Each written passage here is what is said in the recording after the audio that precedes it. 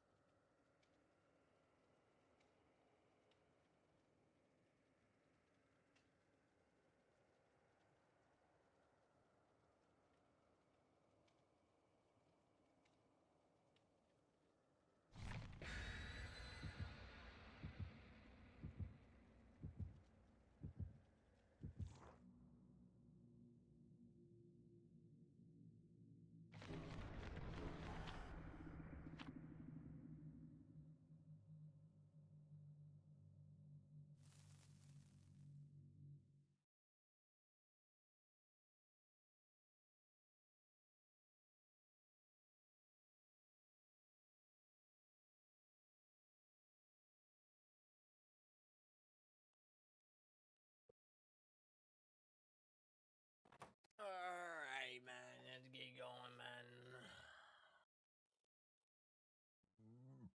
We played a little bit of Stranded Deep earlier. We're really gonna play Microsoft Flight Simulator, but we are on DBD because we can't get enough of DBD and Raging, and I got a choker on my neck. Nice. I love a little choker.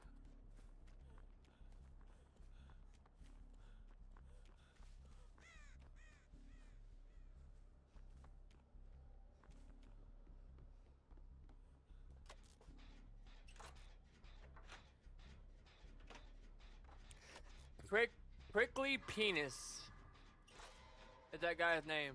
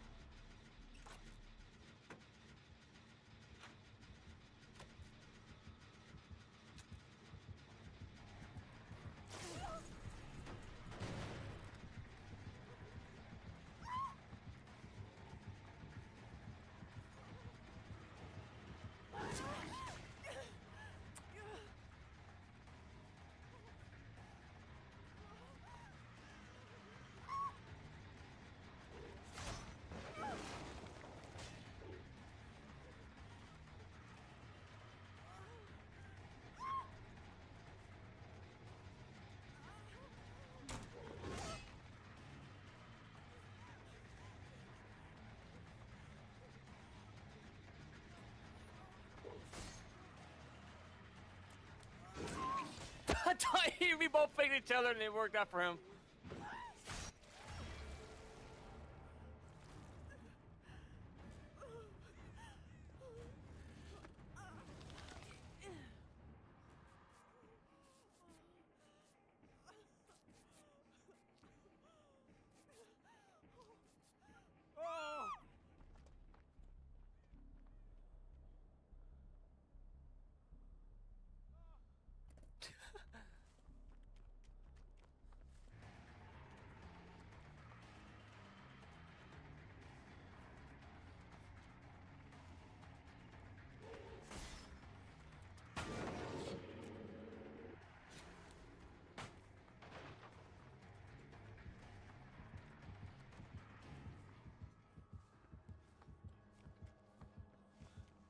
Where you going, Big Daddy?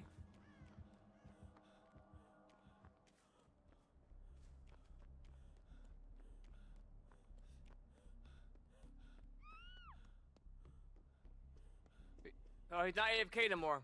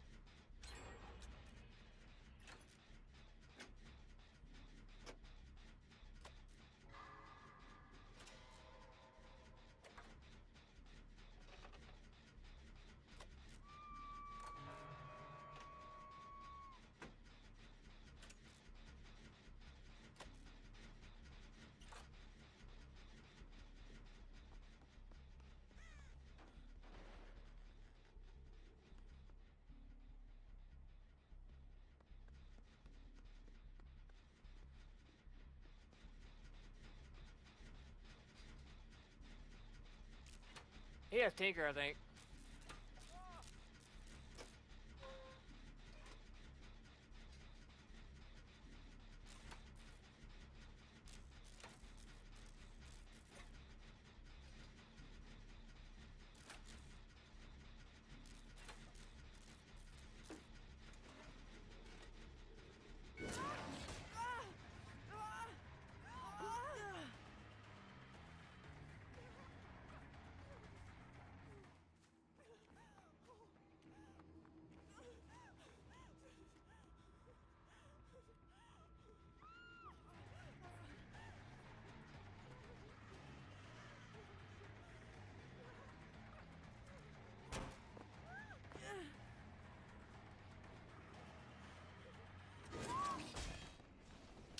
It's the worst loop I could have been at. I think he has Tinker, man. I go to the basement more than anybody in this game. I spent so much time down here.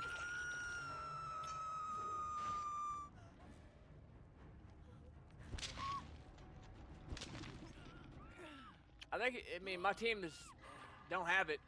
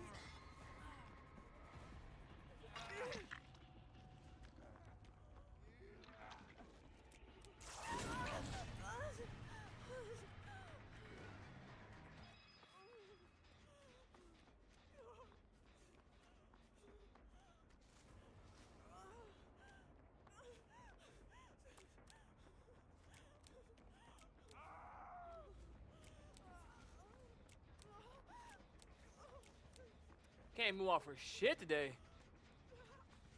It's my first game on though, so.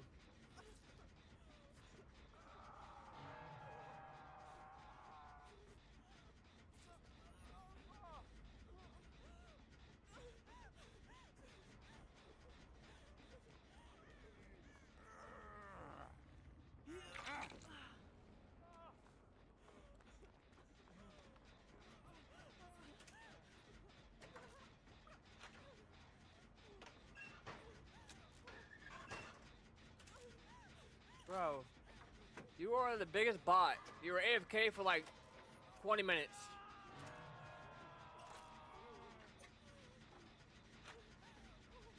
You can't loot for shit.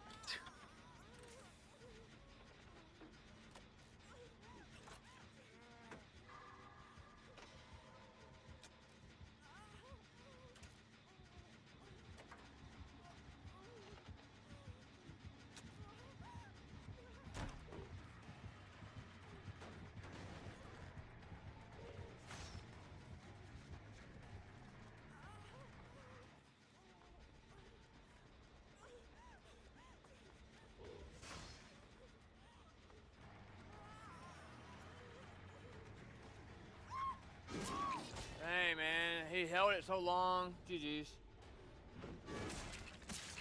I should have just ran. He's very, very fast. I feel like when he's about to charge his power.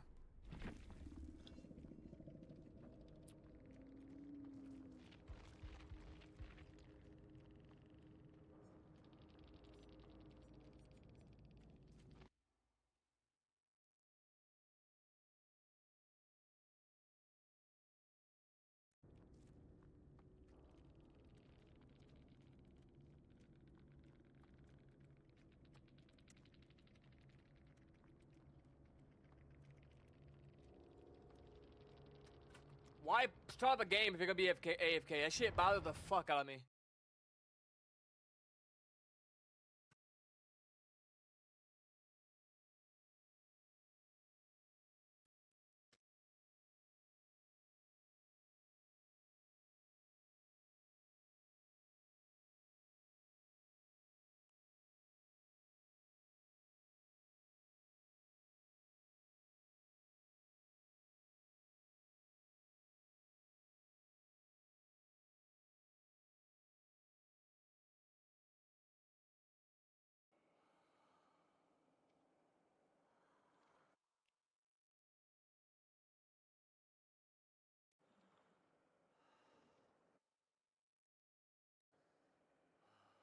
Oh my god, I hadn't played Huntress in forever.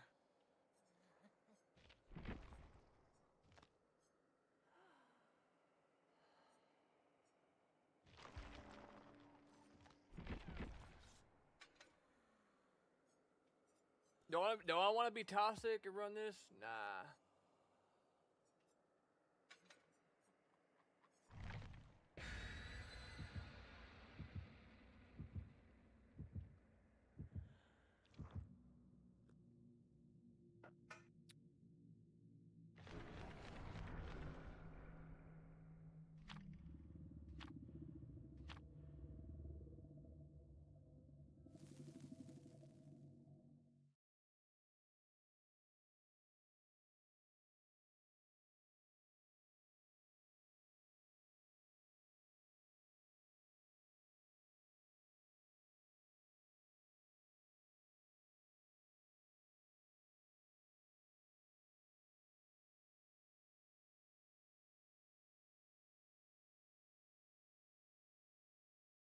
I don't play killer like I used to, man.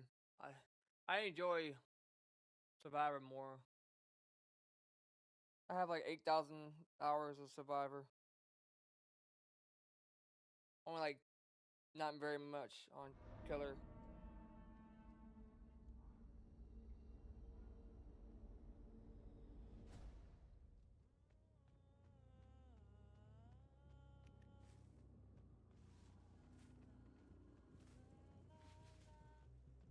They're gonna find that totem quick.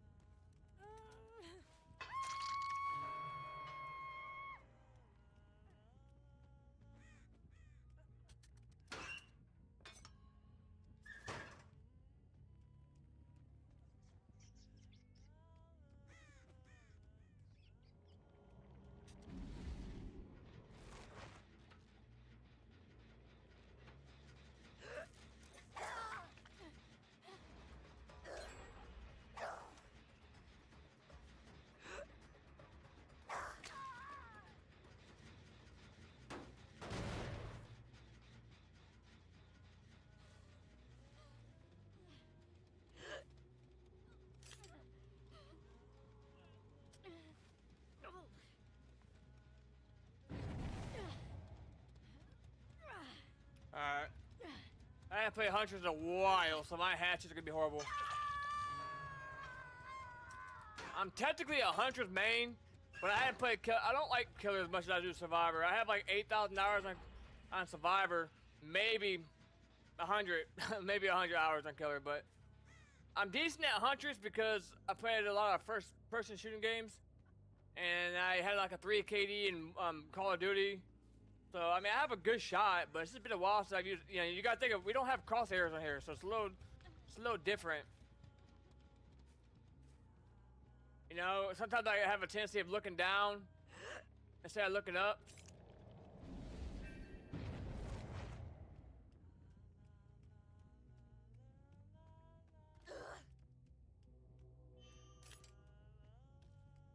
They still might kick my ass, to be honest.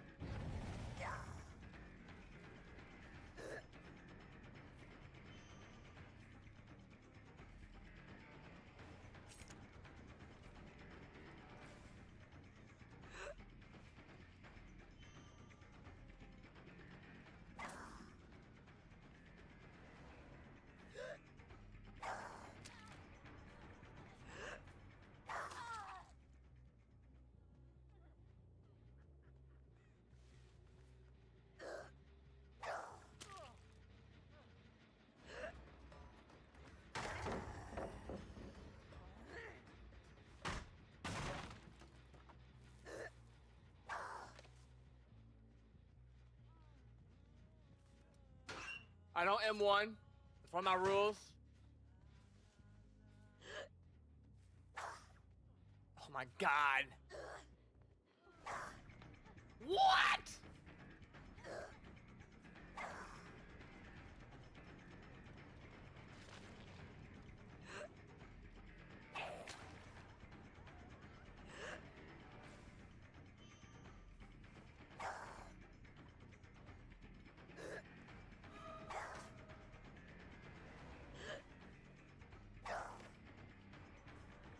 Gotta be more patient than that, dude.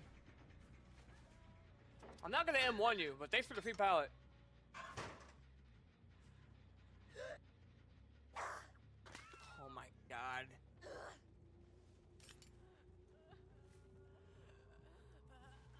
Oh my god, that was a nasty shot.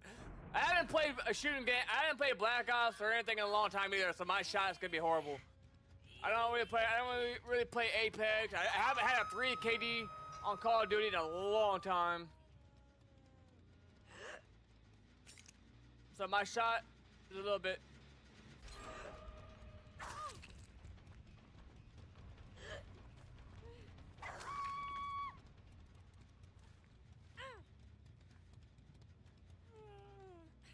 Oh no, I was just taking a gamble there.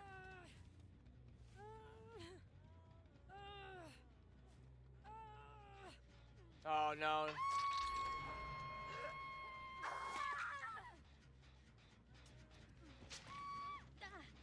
I mean, I need some kind of pressure. I mean, I feel like with the Huntress, if you miss a few hatches with the Huntress and like you're having a bad time, it's gonna be a horrible time for you.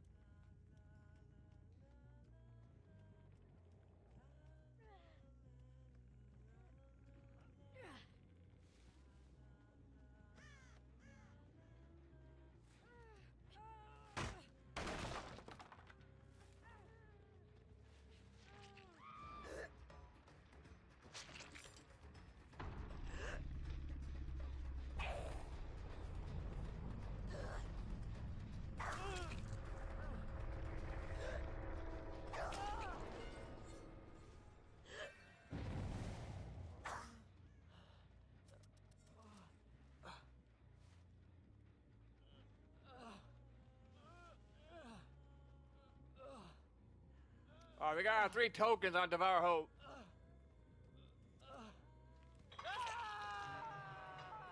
So it ain't gonna matter if we're not M1ing though. But maybe we'll M1 now. I don't like the M1, but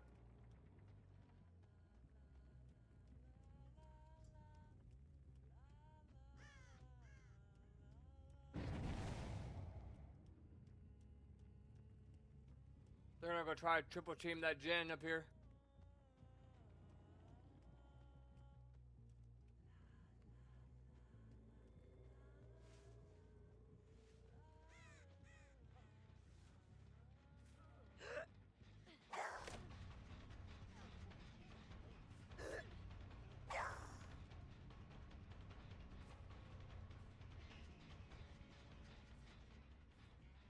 The hell?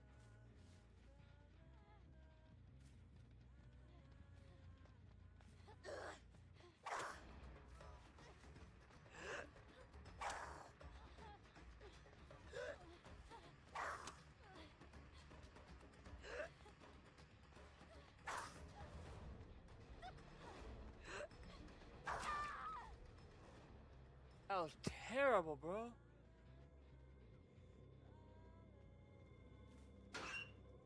I don't understand how some of them hatchets didn't hit. I understand they were bad shots, but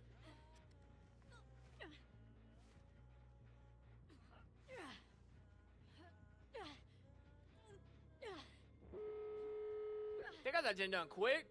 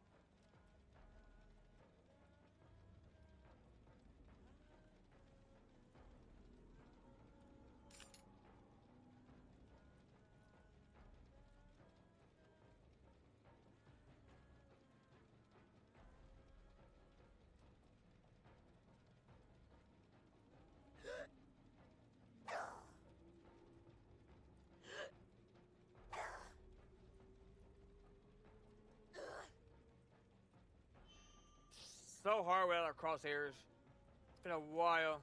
But he panicked and got off the freaking.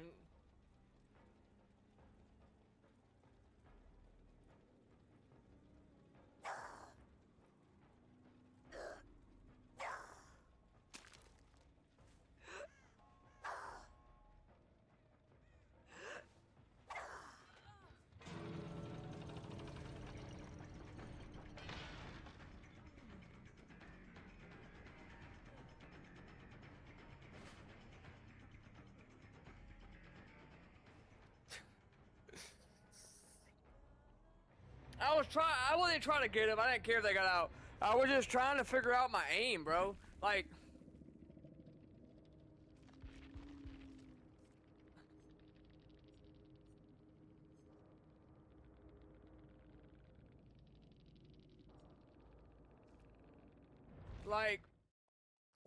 cause now back in the day when I played Hunters, I was good. But that's back in the day when I was playing shooting games, Apex, Call of Duty, right? I don't play shooting games much anymore because they make me rage too damn much. It make my blood pressure go through the roof, right? So I don't be playing anymore. But throwing a hatchet is kind of hard to figure out to throw a center because your hatchet's over here, but I'm trying to it's muscle memory, but I'm trying to get my muscle memory back to where I'm throwing it in the center all the time. So that's why I was just sitting there doing that at the gate. I didn't care if they leave. I was just trying to see if I could hit the gate over and over like that. The handle. That's what I was trying to do, hit the handle. And I kept missing every shot, bro. But, like I said, I'm a Survivor main. Survivor's where it's at for me. I don't play killer like that. I got 8,000 hours on Survivor, maybe 100 hours on killer if I'm lucky. But I tend to be pretty good at the Huntress because I play shooting games. But right now I'm rusty because I haven't played a shooting game in forever. So my aim's a little bit... I'd probably be good at Depth Slinger too. Any killer that has something you gotta throw, I tend to be pretty good at, but I don't play Warzone, I don't play Call of Duty much anymore because they're getting too political for me. They're getting too out of hand for me. You get chat banned for literally everything. I'm sorry, man. I can't take that crap. Like, you're playing a rated M for mature game, and I'm getting chat banned for saying rated M stuff. Like, that shit, like, because there's little 8-year-olds in the game. First of all, it's rated M. Why the hell is a little 8-year-old in a freaking rated M game? Why is that my fault? Why do I gotta be punished? You know what I mean? Nah, man. I'm sorry. Battlefield is where it's at for me. I love Battlefield. Battlefield 6 is great. Battlefield 1 was better, was the best, but Battlefield 6 is actually really good. Warzone, Call of Duty would never be, I mean, Black Ops 2 was great, Black Ops 1 was great, Black Ops 3 was great, the Zombies was great. What a good time to be alive. What a good time to be a child around that time for me. Well, I had a great childhood, man. The games were so good back in my day. And the graphics may be better nowadays, but you will never see a storyline and never see games the way they were when I was a kid. Never. I mean, GTA 5 was way ahead of its prime, its time. GTA 5 was like 10 years in advance. There was nobody that was capable of making a game like that in 2015, 2013, whatever the game came out. Or 2011, somewhere in there. It's crazy to think about.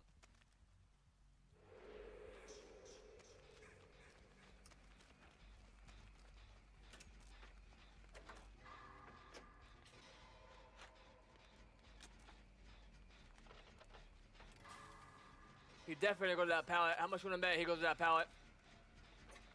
How much would I bet he goes to us and he goes to that pallet? What did I tell you, man? What did I freaking tell you?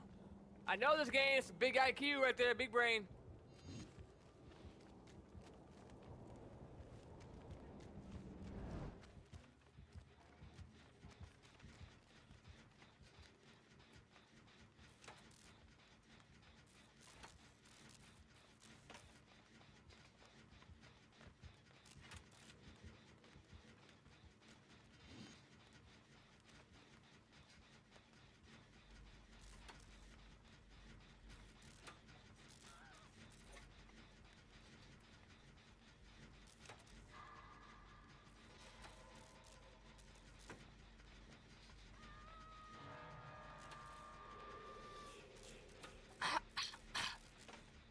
Dude, Friday the 13th video game has so much potential, and then they just stopped working on it.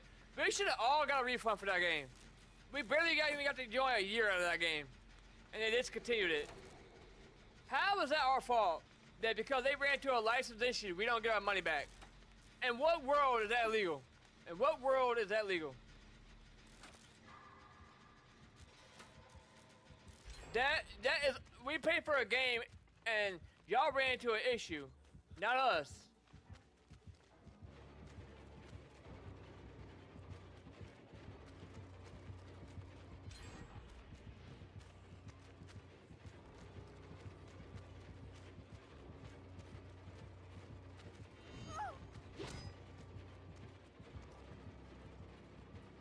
I'm a lot better survivor than I am killer, okay?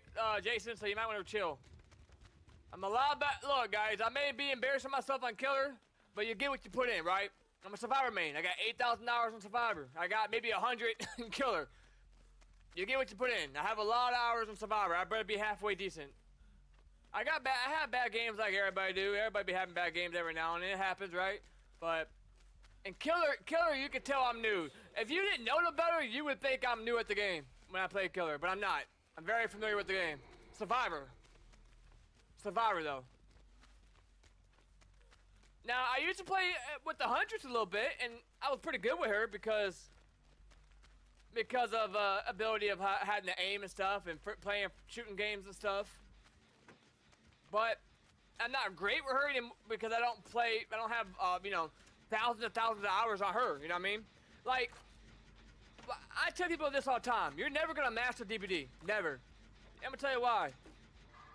You may master Survivor, but then you gotta master everyone's power. And then if you're a killer main, you gotta you get what you put in. So if you want to get good at the game, you need to get good at every killer, right? That's why they have a thing called a Huntress or a Huntress main or a Jason main, which means they probably got a lot of hours in the game, right? They got a lot of hours in the game. I mean, on Jason or on a Huntress, they got a lot of hours on that killer, right? That's what I'm trying to say. So when you put a lot of hours into a killer, you are gonna get better with that killer, or great with that killer. Like Ralph. Ralph is a YouTuber. I'm not sure if he's still making YouTube or live streaming. He's one of the best Huntress mains in the world. This dude has like 15,000 hours on Huntress alone. This dude does not miss. Like, and I played against him one time. Swear to God, I have played against him one time, and I actually did pretty well. But he ended up winning the game because, well, you get caught in the open, you're dead. There's no dodging him. The way I stayed alive so long against him was I used the shack, and I used walls, and I used my brain, my big brain, and I just try to be unpredictable. That's all you can do. When you're playing against a good player, you gotta be unpredictable. Change your move. Every time you're getting chased, do something different, man. Make them guess. Make them make a mistake. I tell people that all the time. Don't do the same stuff over and over. And don't panic. I see a lot of people just running to windows, not looking behind them, and just gonna run straight, and then he done cut them off. When they bought that window, he done cut them off. He didn't even come through the door. He went this way. And yeah, cut the man off. I tell people, if you play this game long enough, you should be able to do this like me. I don't even have to look a lot of times. I just know everything's at and get my fastball. I don't even have to look. I do it all the time. I can just run and get my fastball. I do it all the time. Once you learn the maps, I'm telling you, even if you can't do that, just give it a little glance. Just give it a little, you know. Just make sure you're not getting cut off. That's all. You don't have to be great at it. And sorry if I'm talking too fast or not talking too much. I'm just trying to get a lot of information in so I can, you know, don't feel like I'm being worthless on my team.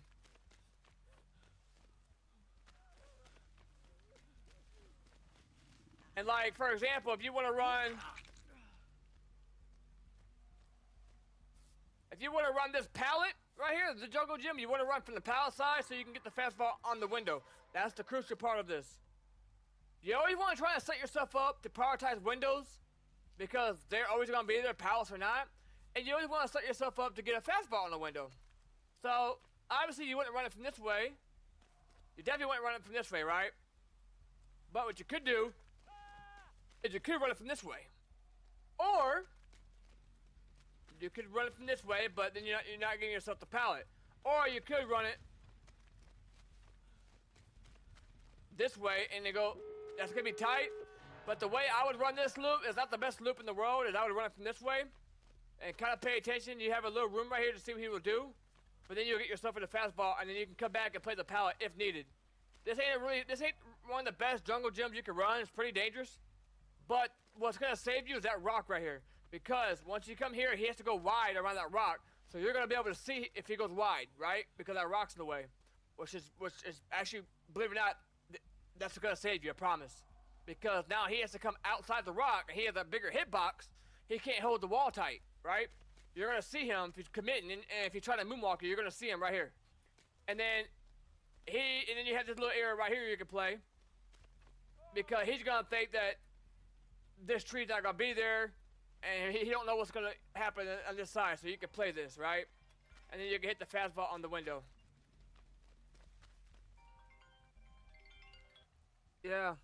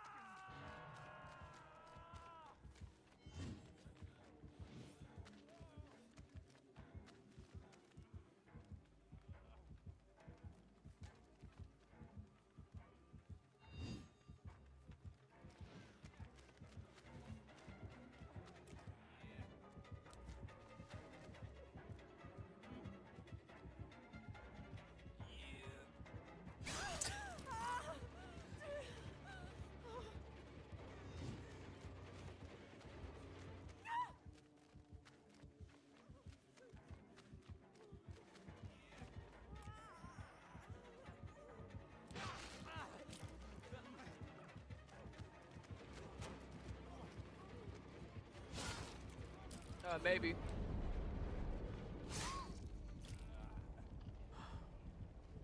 Okay, I don't know. I'll talk to you about it later. I'm playing my game. I don't, so SeaWorld? What are you gonna do in Houston?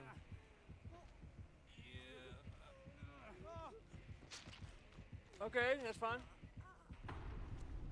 That's fine.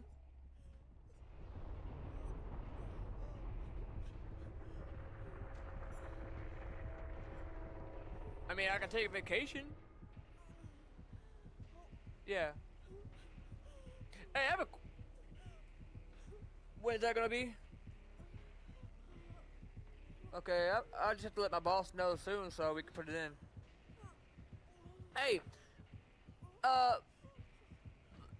December at the end of the year, I was at work, right? I was at work the end of the year last year, right? I wasn't off for weeks, was I? Yeah, Paris said I wasn't there the last 2 weeks of December. I said, yeah, I was. I was there. Because he talks shit. That's what he does. He worries about everybody but himself. No, I didn't take. Remember, I took my vacation Thanksgiving, didn't I?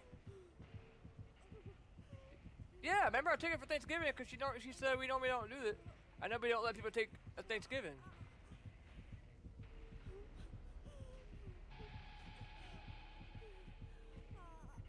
Yeah, I'm going to.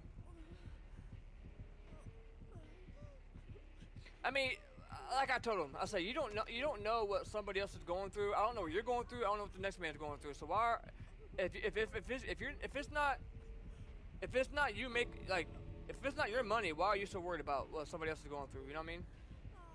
Because he still talks about me not being at work when I was on medical leave. I don't think he understands that my doctor said I can't go back to work until further notice, until they did all their testing. You can't just go back to work when you want to go back to work. That's not how that works. That is not how that works.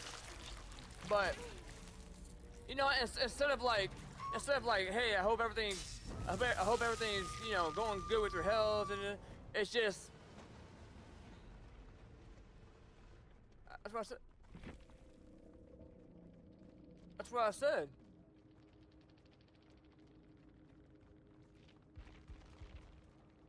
Yeah. Yeah.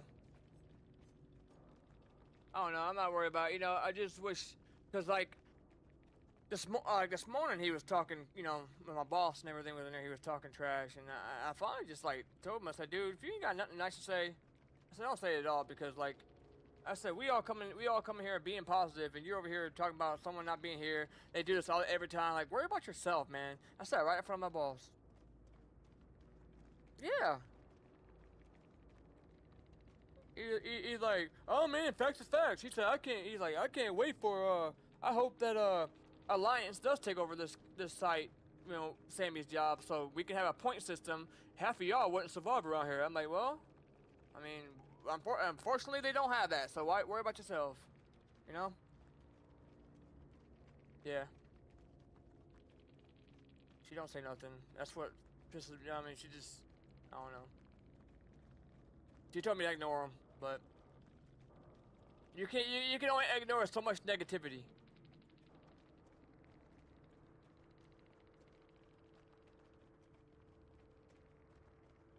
Oh, I didn't care. I told Paris right there in front of everybody, right in front of my boss. I said, if if I feel like you're gonna keep targeting me and attacking me like this, I said, I just clock out and go home. That's what I said. So.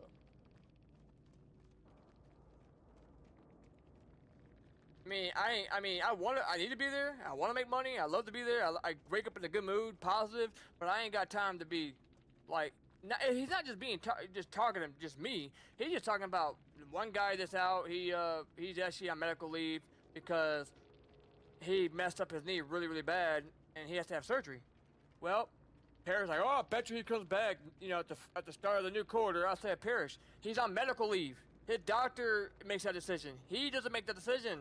What do you not understand about that? I don't think people understand how that works. Like if doctor says you can't go back, there's nothing you're gonna do about it. The work would not let you come back until you have a release note. And if they do, that's really illegal, really badly illegal. So, I just keep my head down. I just go to work. I don't even get on the radio much. I mind my business. He was mad that I didn't stay over my scheduled time. He wanted me to stay there longer for production and because everybody else is gonna be gone. I'm like, dude, I'm not staying out here in this heat because everybody else is gone. So I can. So he's like, well, this is why we're behind because people don't want to put more time. I'm like, dude, I'm scheduled for 8 hours. That's what I'm gonna do. And if I feel okay, I'll work more. You know what I mean? Like I'm working 5 to 1 right now. My boss says optional if I want to stay longer, which I did the other day, Monday. But I said, dude, I'm not gonna do it. If I do that in this heat, 107 degrees in the heat index, if I do it every day, by Friday I'm dead. I'm not gonna feel nothing. You know what I mean? I'm gonna have the worst headache. I'm not gonna feel good. And like my boss said, only you know your body. Nobody else knows your body. Only you. Him and Branson. I told my boss. I said, if Branson becomes my supervisor, I'm quitting. I told her straight up because she knows how he is. Nobody wants to work with the dude. Sorry. Oh, he's just joking with you. He likes you. It don't seem like it. He always button heads with me. Because he could be the next supervisor when she quits or retires.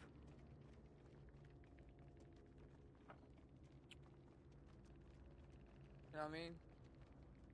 Well, I'm gonna let you know if anything else. I mean, like I said, I don't let him get to me anymore. I think this, with my new anxiety meds, it makes me happier, and I wake up in a good mood. And I just smile at him. When he talks this crap, normally when he talks this crap about me with this work, whatever, or from medical leave, I don't even say nothing. I don't respond to him. Just let him talk. And I think he's wondering why he's not getting a reaction. You know what I mean?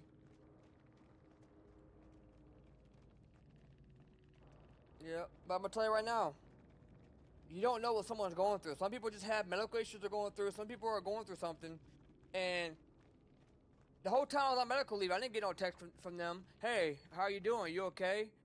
All I got was when you come back to work. Like, that's all I got. I could be dead, and they're gonna text you asking you when I'm gonna come back to work. You know what I mean? That's how they are. Crazy. Yeah. That's why I don't care to have friends. I play my game. I go to work, come home, play my game. I don't care about a girlfriend right now. I don't care about having kids. I don't care about anything. I just want to be left alone and do my own thing. Because I don't trust nobody at this point. I'm guarding everything.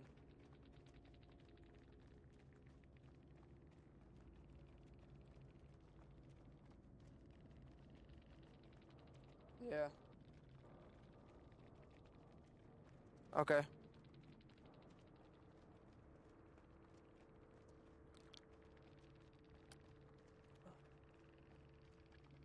Yeah, but I need to at least get him a better truck than what he's got.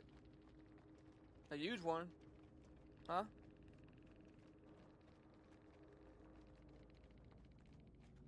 Well, I'm gonna help you and I'm gonna help Dad.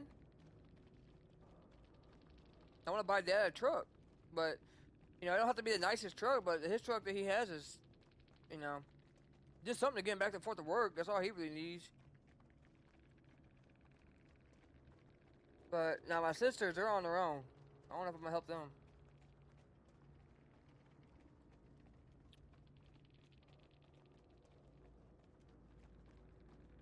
Mhm. Yeah.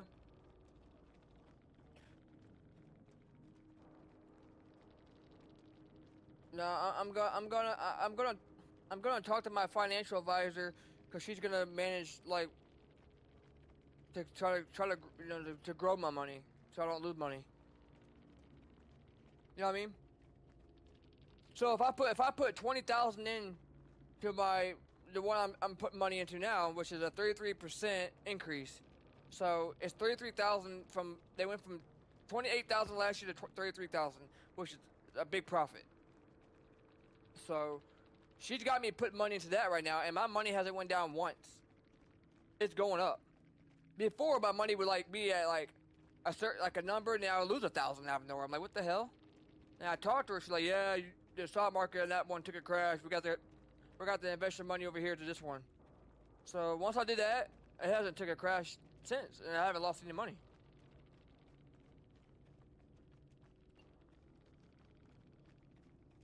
About 200,000 so far in that one, but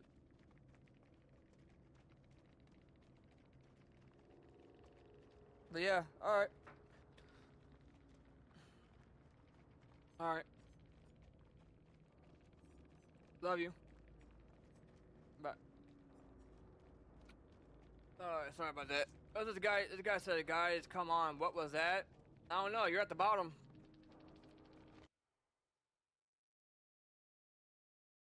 I don't know. I don't know what to tell you at that one.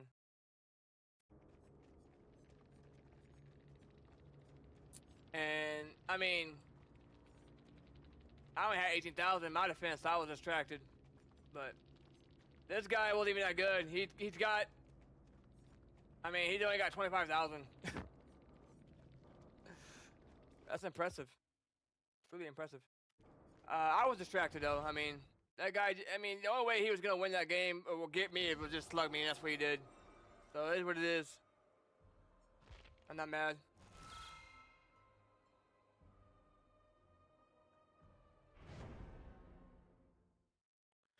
Yeah, man. So my money, I went up $200,000 on one of my, because I have a financial advisor. Because normally when I go take money out of the bank, I have security with me because I don't.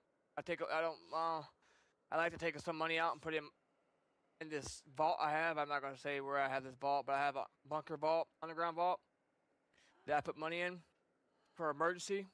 I don't trust banks sometimes, but I went from nothing to something. It all started with my music.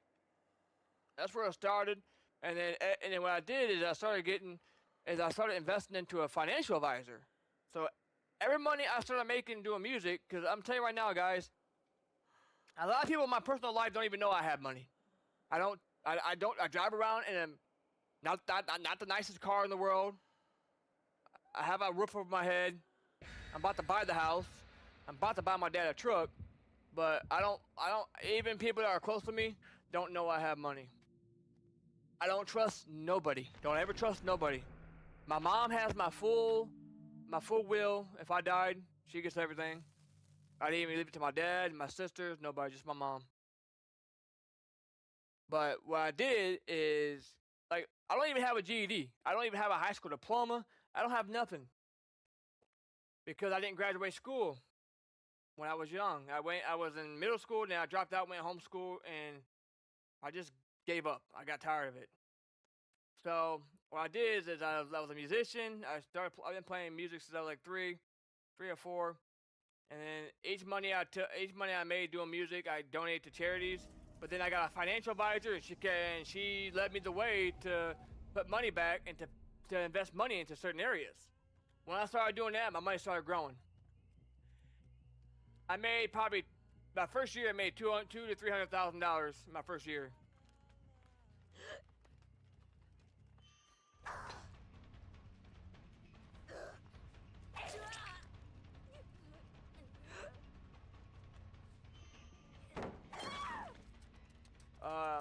Like I said, I'm not bragging.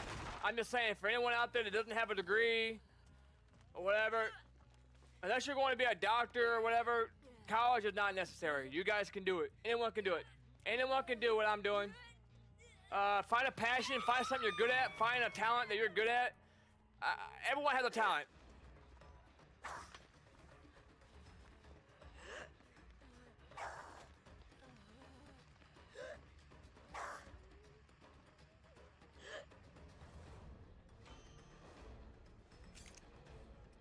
Alright, we're about to play her a little different.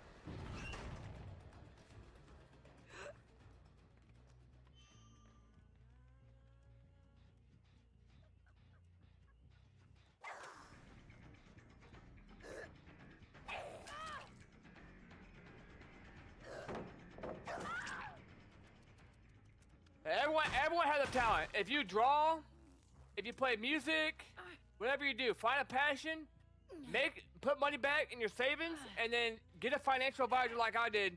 They're gonna lead you the way.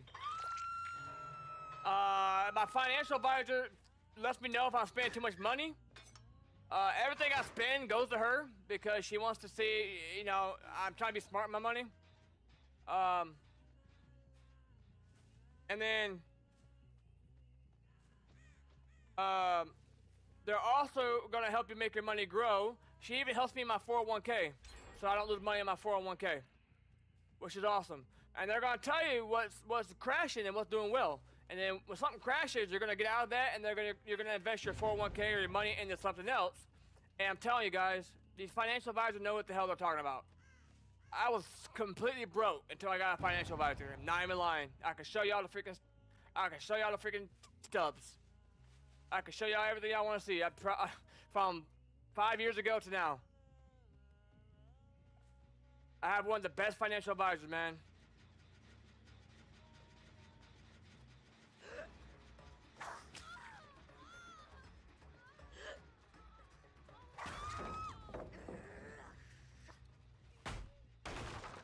She's the better one on the team.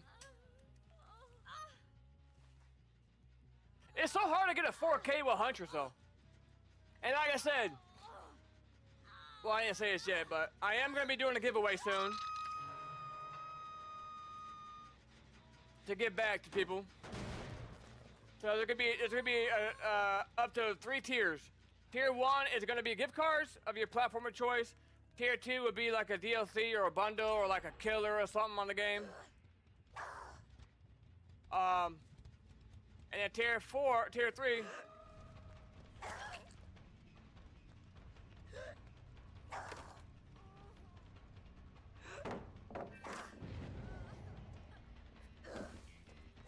Oh my God.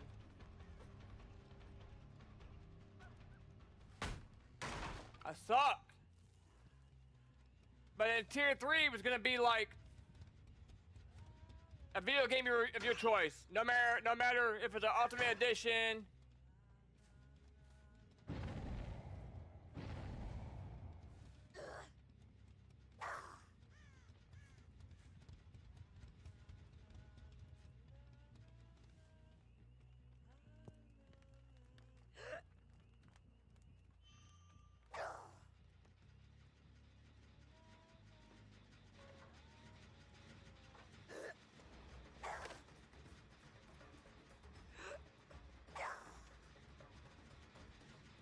I don't understand this game. I don't understand! Like, I play Survivor, I got way more fucking hours in Survivor, 8,000 hours. I don't even play Killer that much, and I get way more sweatier lobbies than I do with Survivors when I'm playing Survivor.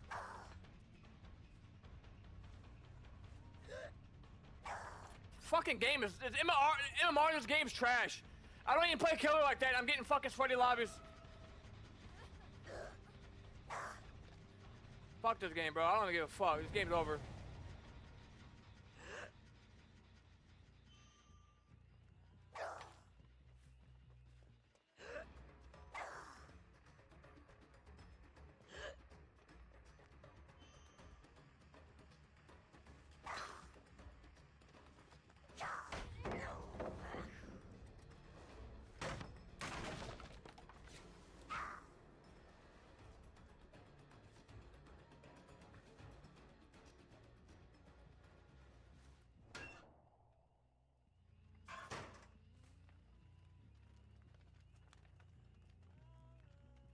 I gotta stay calm, cause if I get, I mean, whatever, fuck you. This shit pisses me off so much, dude. The MMR of the game is so fucking garbage! Alright.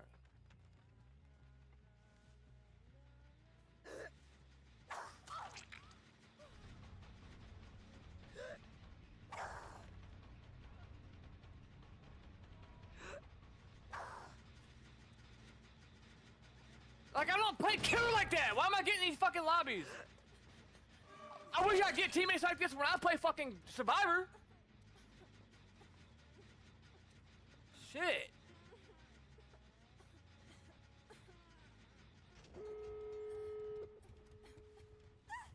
Fuck it, bro. Fuck it. This game is so fucking fun, isn't it?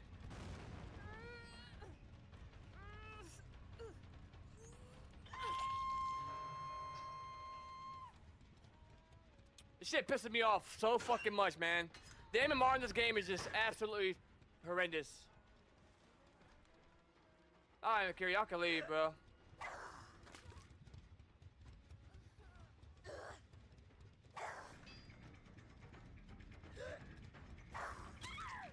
I can't believe that hit.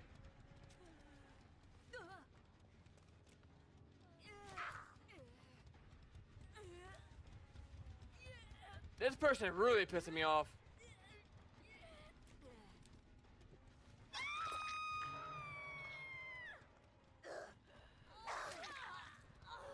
What?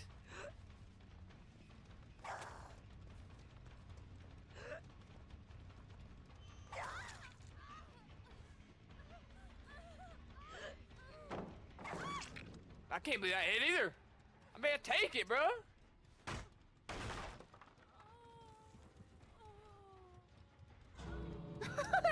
Okay, I don't want to be toxic, bro. I don't want to be toxic. I'm fucking with them. I'm not a toxic player. They can leave. I don't even care. I don't care. I got my ass beat. I'll take my L. I'm not mad at them. They're doing their thing. I'm not mad. I'm mad at the MMR because I don't even play killer like that. I'm a fucking survivor main, and I don't get teammates like this when I play survivor.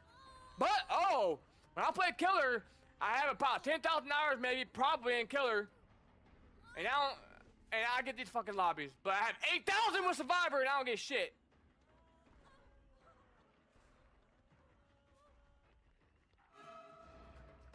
Y'all can leave, bro. Get out of here. I got my ass beat anyways.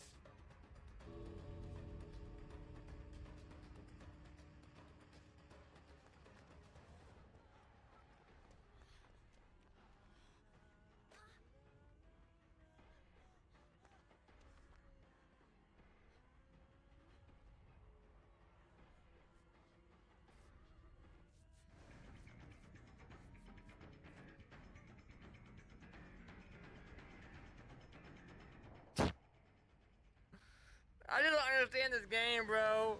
I don't understand the MMR in this game. I don't understand it. Oh.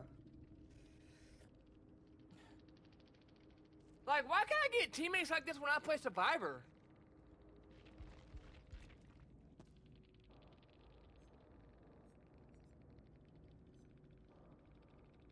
I mean, they weren't, like, great, but they weren't bad. You know what I mean?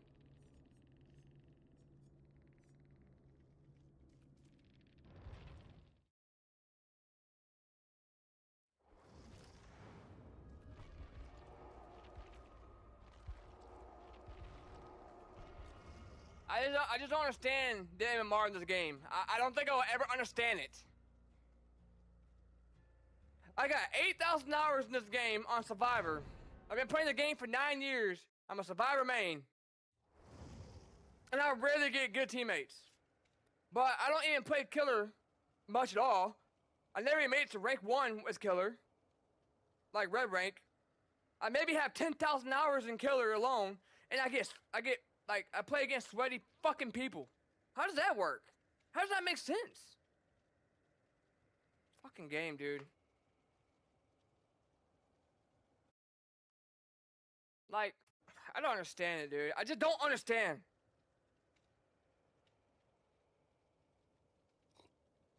I would love to have good teammates when I'm playing Survivor. I would love to play against good killers when I play Survivor. No, it's fucking battle lobby after battle lobby. I don't understand. I just don't understand.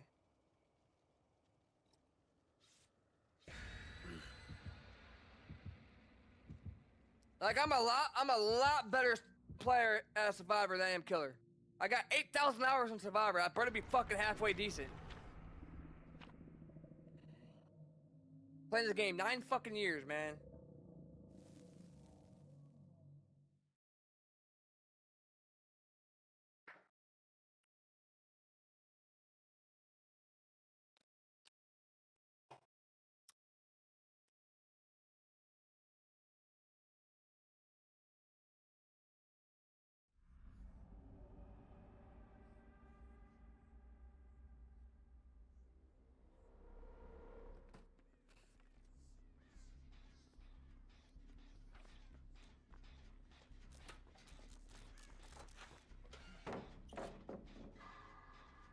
And we got players like this. See what I mean? We got fucking players like this.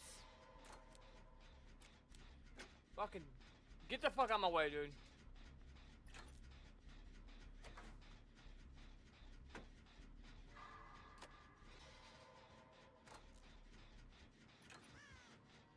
He's gonna blow up a gen. Watch, he's gonna blow the gen up. How much should I bet he blows the fucking gen up?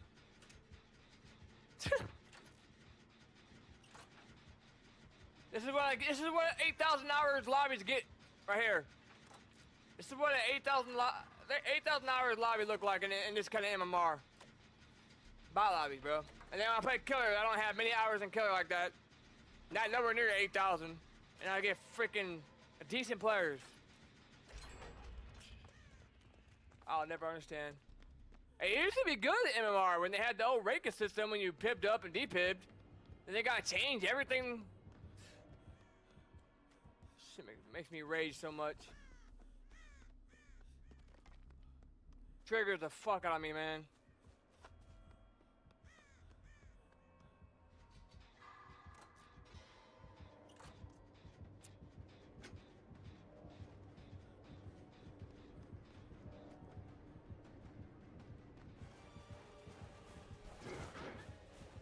What is she doing?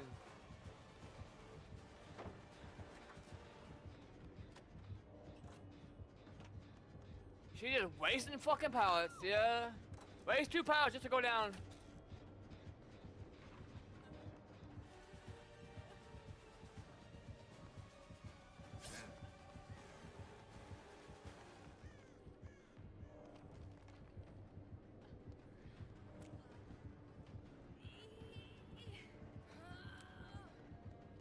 Little jackass, come on.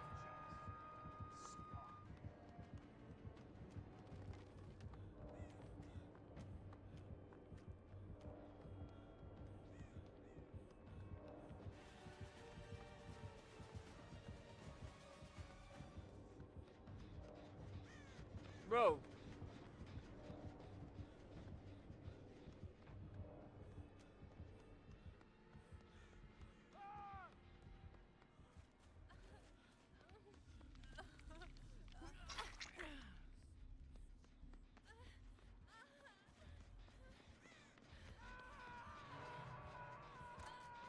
You need to get out of here.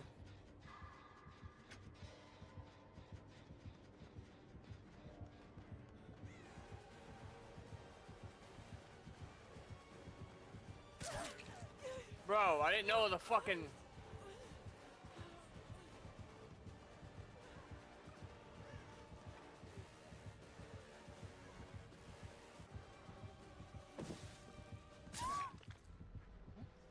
Can my life fucking work faster than that? Fuck, why did it take so long for me to fucking speed away? I thought I had plenty of time to fucking for my life to kick in. No, it wants to wait 2 fucking business days.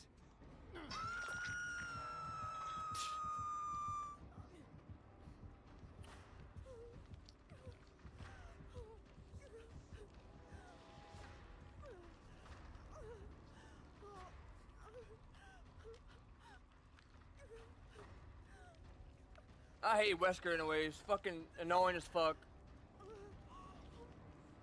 Motherfucker just locks onto you. Fucking aimbot.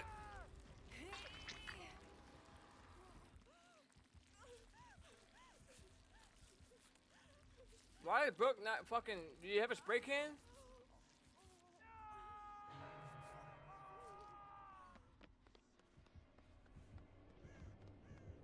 Here, come chase me again, buddy.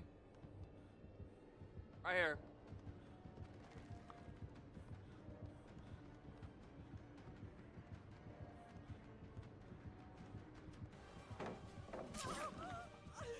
I thought he went to the other side.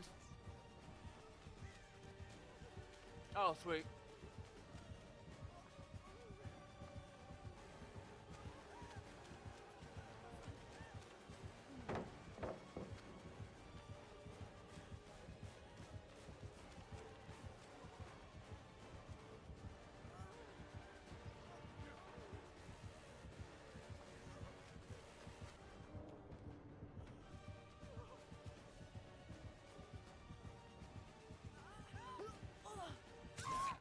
was trying to make it land on that fucking barrel. If you land on that barrel, you don't lose your speed. But I fucking completely missed it. Or you don't get stunned. I don't know, man. I play like shit in inside maps. I fucking despise. I hate inside maps with a fucking passion, dude. I just fucking hate them. They're fucking garbage. Every one of them, especially Midwich. Like, I'm a good fucking player, good at looping. I'm playing like fucking shit because usually it's how it goes in inside maps.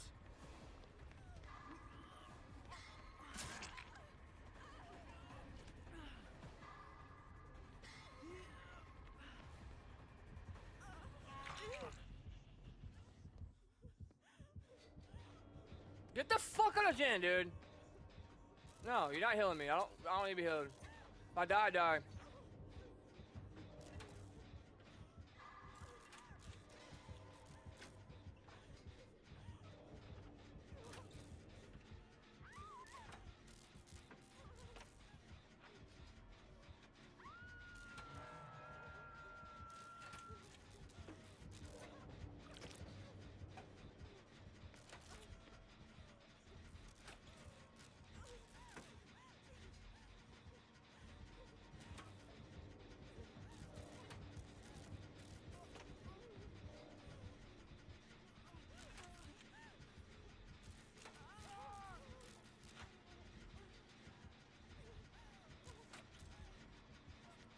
I think I might play a little bit of Flight Simulator after this game.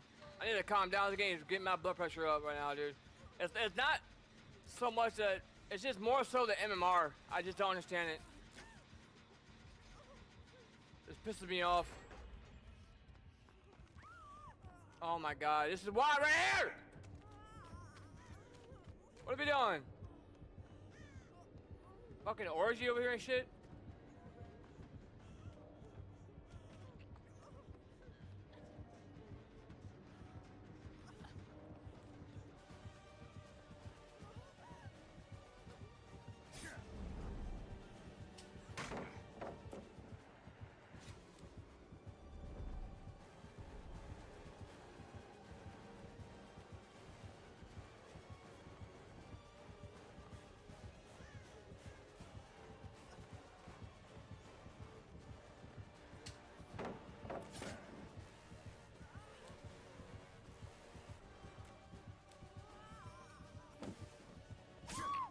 I should, I mean, it's a 50-50. That's alright. Take my L here. Play like shit this game. Normally, inside maps, I play like shit. And if I get mad, I play even worse. Fuck it. Fuck it, man. I'm still fucking pissed about the fucking MMR.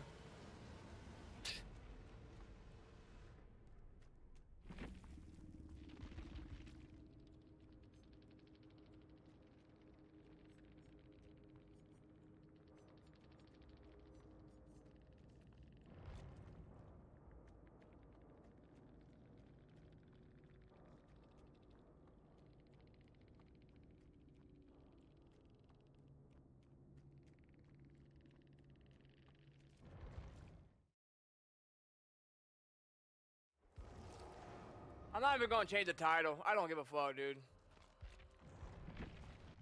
Fuck this game right now. I'm just so sick of the MMR in this game. And then I mean and like I said, the killer wasn't even that good. I just didn't play good. It's just I'm getting aggravated. I'm just fucking pissed, I guess. Fuck it. We're gonna play a little bit of Microsoft Flight Simulator.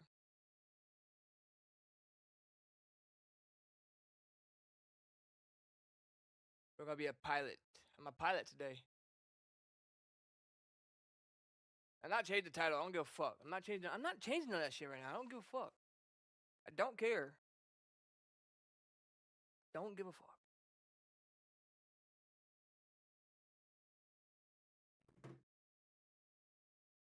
We're gonna fly the 747 800.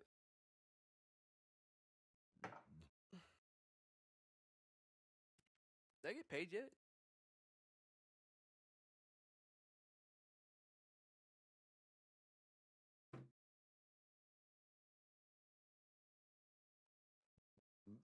Alright, so we're gonna go ahead and get a flight plan. We're gonna start working on a flight plan here. And then sky vector. So we're gonna use a couple of all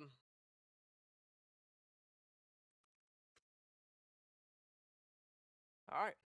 Now we're gonna have to figure out where we want to fly.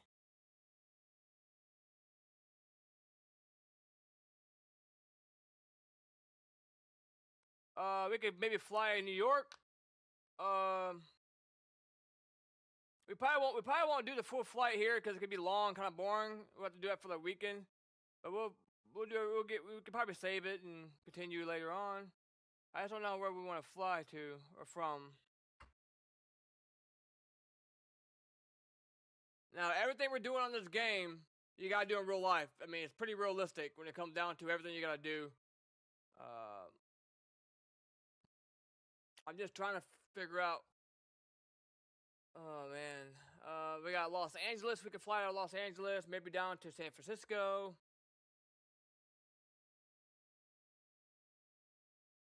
We could probably take off in Fort Worth, Texas, go down to Orlando. That's an option.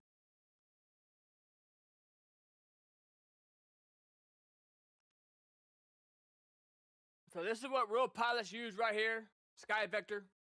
This is called Sky Vector, and this pulls all the routes that they use in real life, so you could figure out what the routes are looking like in real life. So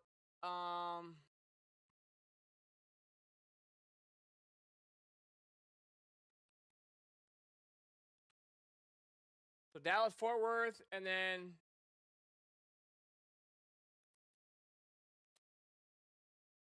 MCO, KMCO, KMCO. All right, now what's a common route? So these are routes that they use in real life. So the most common one is this one, which just goes kind of down like southeast, and it goes over the Gulf a little bit, and you come in, and then some other routes they use. There's gonna be more out in the Gulf.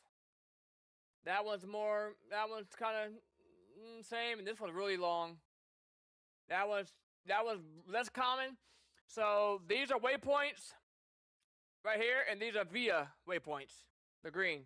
These are like save points, if you will, airspace, and these are waypoints into the airspace. That's gonna be a 7-hour flight that way, but this one is probably gonna be as short. It's still a long flight. All right, so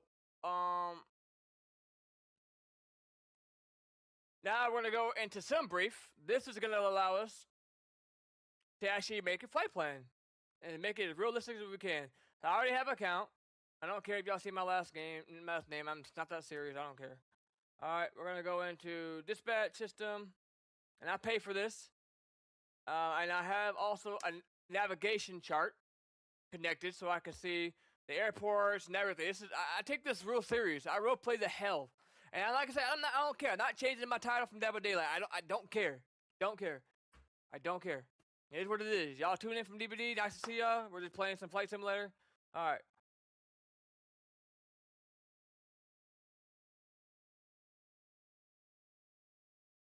So these are the couple flights that we have. Now, when you create a flight plan, it's like real life. You can print, if you have a printer, you can print this out and really get realistic. You can check how much fuel you're gonna need on board, the passenger, the payload. It calculates everything, right? And it tells you what you need, and then it's your job to go in there and do everything you gotta do. All right.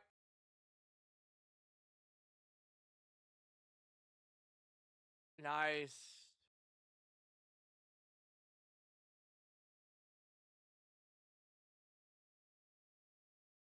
All right. And then so we're gonna be at airport KDFW. That's where we're gonna be at. And then right here, this is what real pilots use in real life. Real pilots use this because they can, if they're not familiar with the airport, they need to know the taxiways and the names. So if the air traffic controller say, hey, Go down Charlie and then go down to whatever. They can see, okay, Charlie's right here. This is Charlie. You know, they can see the taxiways. Because a lot, you know, pilots ain't gonna know every airport they've never been. You know, they ain't gonna know where these are at unless they've been there, right? And they can't just go out there with a chicken with his head cut off and look for it. But this is this is Texas Fort Worth airport, and we got the runways, frequencies, and we got the frequency numbers here. You can check. It looks like this is gonna be our longest runway, probably 35 left. All right, so we're gonna we might try to take that, and then we're gonna be landing at KMCW, which is gonna be Orlando. That is right here, and this is not too far from Disney World. Actually, you can fly over Disney World on here. They use Google Earth in this game, which is pretty sick. Disney World is actually, let's see if I can find it.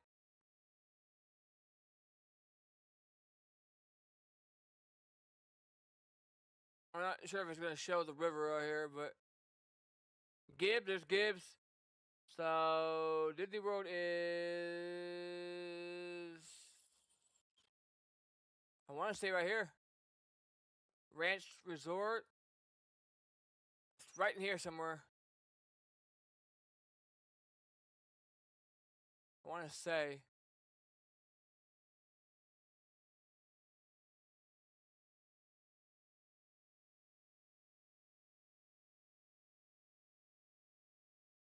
It's right here.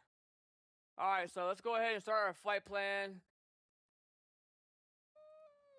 777, flight number 777 airline. Air Force One. That's the plane that we're gonna be flying. We're gonna be departing from KDCW, right?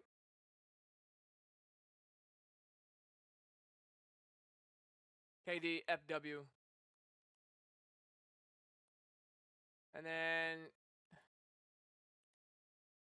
And we'll let that pick our alternative for us. And then we're gonna be flying the 47 800 or 8, and it's gonna generate pretty much the same route we just saw over here. We can change that down here. This is gonna be the waypoints. We're gonna let it do everything by itself. We might not use the same routes. We might just use what it loads in for us, and then we'll go through each line by line and see how we like it. Because I know what to look for. I know how to tell if it's gonna be good for a good waypoint or not. If we have it, this continues. We'll go step by step to each waypoint and look through it and see how it looks. This is gonna be IFR. We're gonna be doing an ILS landing approach, which is gonna be an instrument landing system, which means the planes are gonna land itself. We're gonna do all that. Pounds. IFR. We'll just set all this to auto, the payload. We'll let it do. We'll just let. I mean, I don't know. We'll just let it do auto. I don't know. Maybe it's gonna be a long flight. Let's aim for 30,000 feet. Passengers. Let's just do auto. Let's just let it pick it for us. Let's try to depart for runway 35 right.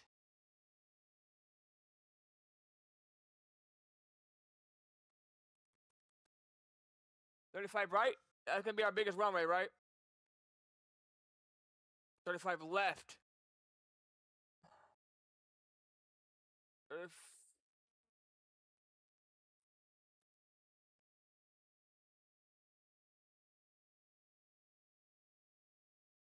And then let's aim for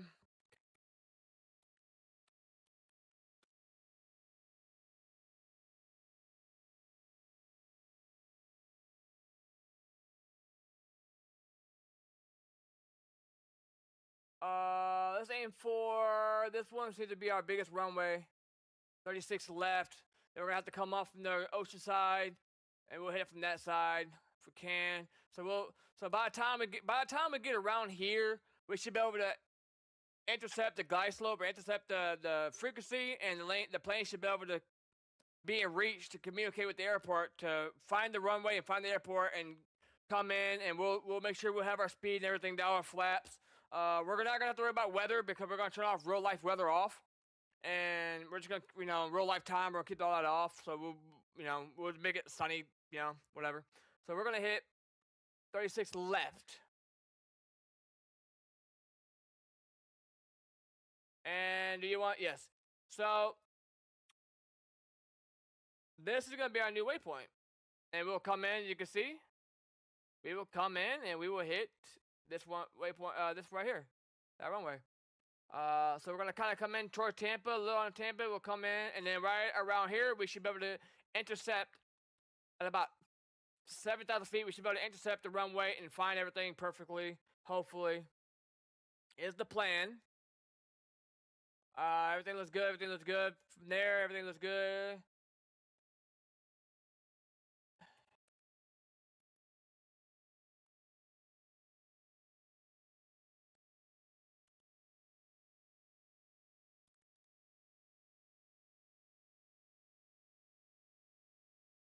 Let's just keep that. I mean, you can get real in depth, as you can see. We're not worried about that. Something happens. This will be our go-to airport if something happens. I think we're good. IFR, pounds, taxi, I don't care. Alright, generate. And this is going to generate our fuel. It's going to calculate everything, what we need for the round trip. It's going to generate everything for us. So, we're requesting 30,000 feet. That's going to be our cruise altitude with a route distance of 9 miles. When release number 1. So, we need about 45,000 en route burn fuel. That is including our taxi fuel when we start the engine. So we're going to need about 76,000 block fuel. So this is our fuel for when we are in the air. This is going to be our round fuel, like taxiing when the engines are fired up. So we got 81,000 payload. A max tow 987. Empty weight 485. Baggage carrier. And we have, how many people do we have on board?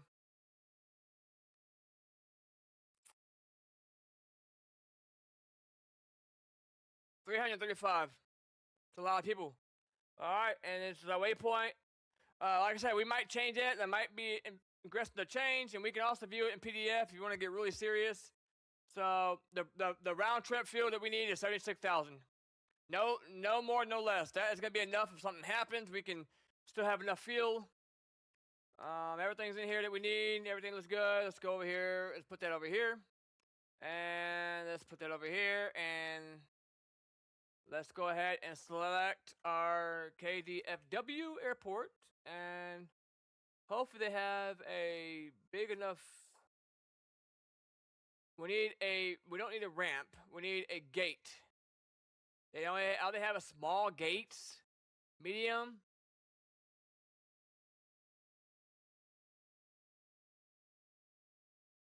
We can do a medium. What about this gate right here?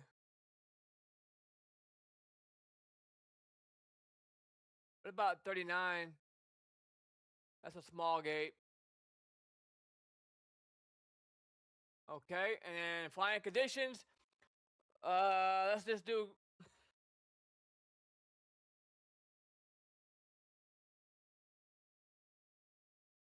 Live weather. We could do live weather, but do change the time. So if it's raining in Dallas, it's gonna be raining on here. For live weather, you have to turn off live players, but we'll do live traffic for real life players, real life pilots in real life.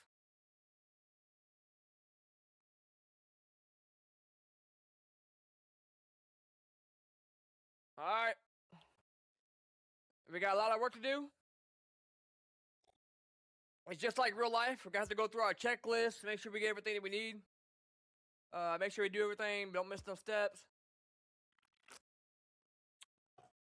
We gotta get the jetway connected to the airplane. We gotta get the ground power, and then we can get our APU on. And it's still dark. Look at this. Now this is good FPS for a simulator. You gotta think all these lights, and this is Google Earth. They use Google Earth data, so everything we fly over is there in real life, which is pretty sick. Alright, so let's start with the battery. So let's just, we don't have no power. So let's go to the power, let's get some power in here. So the battery is going to be up here if I can see. We'll turn the battery on. Standby power, we're going to put that to auto. Hydraulics are going to be off. Windshield wipers are off. Landing gear is down. And external power is on if available. Get some power in here. Alright. Alright, now we gotta set the IRS. Now this in real life takes about 30 minutes. I have mine set to about a minute. I could set the real life timer, but that would take forever. We need to get this, we need to get our coordinates set so we can get everything working properly. To do that, for our IRS, we have to come up here. We gotta turn this to nav. And then we have to go down to our computer. I didn't mean to do that.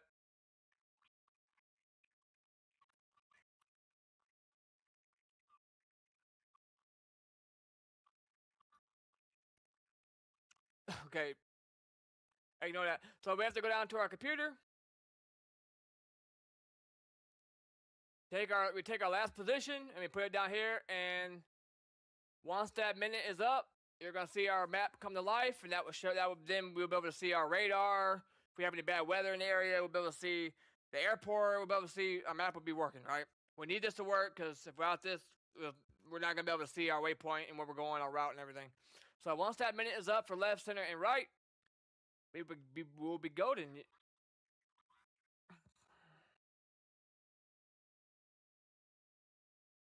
There we go.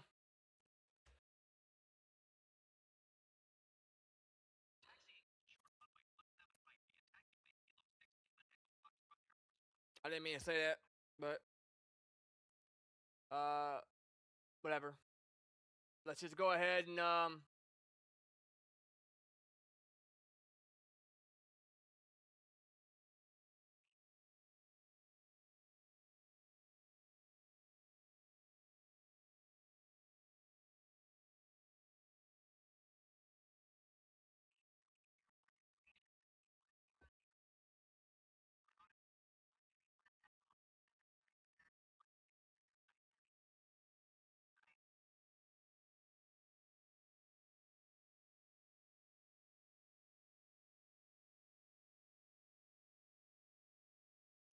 I don't know what the hell happened there.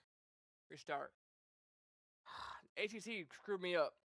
It won't let me, once I request a taxi, it wouldn't let me select any other options for the jetway, none. Alright, let's try this again. Let me just make this quick, real quick.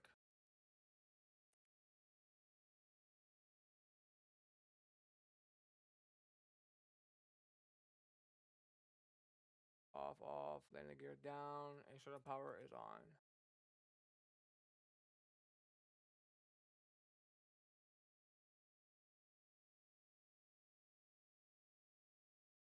There we go. Alright, so let's get the jetway connected.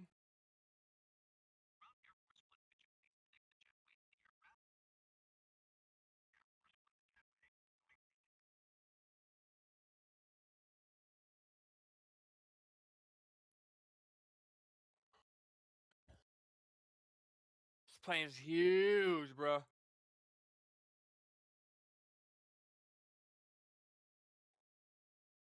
Looks nice. That looks so cool.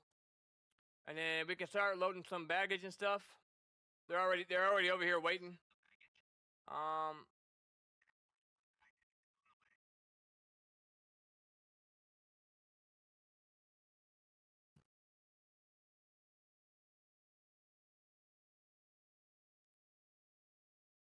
Alright, so they're gonna start loading up luggage.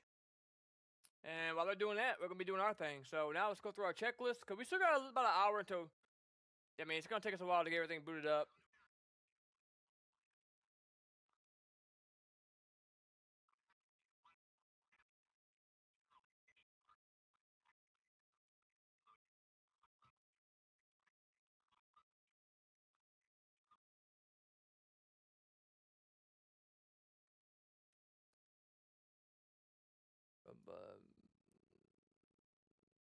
auto.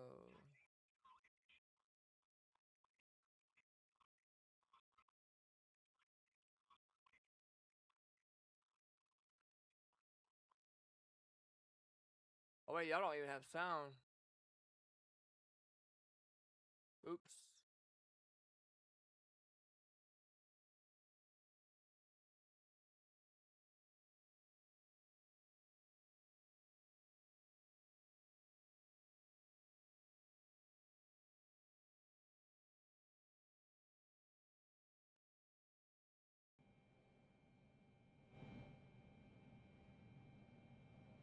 Alright, APU. Start. A go, and we'll see if we can hear it booting up. The APU is back here in the back. Yep, I hear it. Alright, here's the APU. Alright, so we'll wait for that to start, and then we'll try to, hopefully we can get off the external power and get on the APU, and then that'll be able to get on our, enough power to get our engines, and then after we get our engines, we can turn off the APU, and our power will be ran off, off our engines. So we're gonna look up here, there we go. We are now on APU. Alright, so we'll go through our, okay, hydraulic pump selectors are off. Hydraulic pump switches,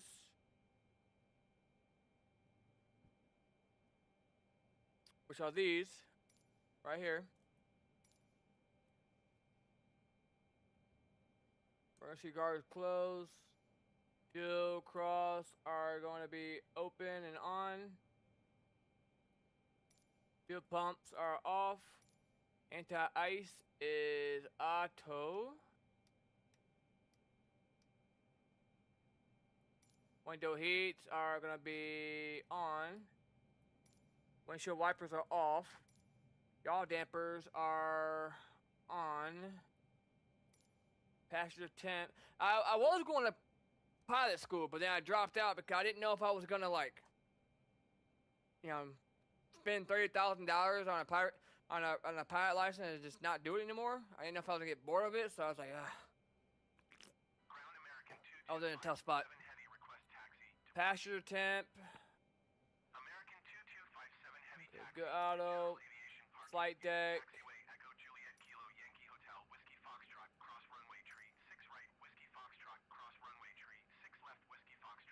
On.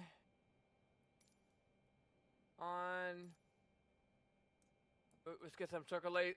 We gotta turn these on for oxygen to pressurize the cabin, and then we'll shut them off before we start the engines.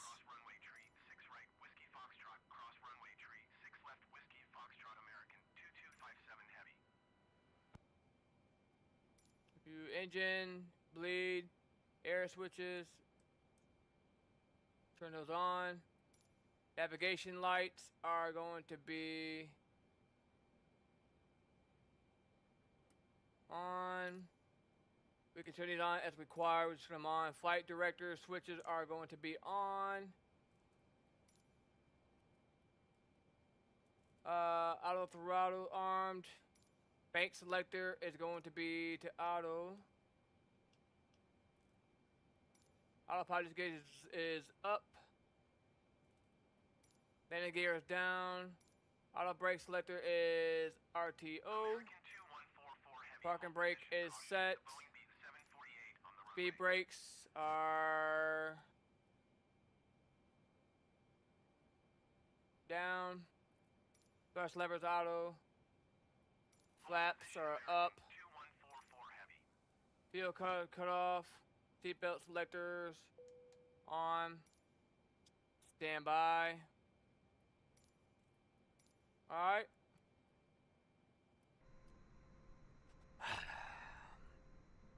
Beautiful morning here in Texas. Getting ready for a flight to Orlando, Florida. Beautiful morning here in Dallas, Fort Worth, Texas area. Alright. Let's go ahead and fire up these engines. And then we'll do our checklist and get everything going for our computer. Matter of fact, we can go ahead and do that now before we start the engines. We can go ahead and start programming this, hopefully. So,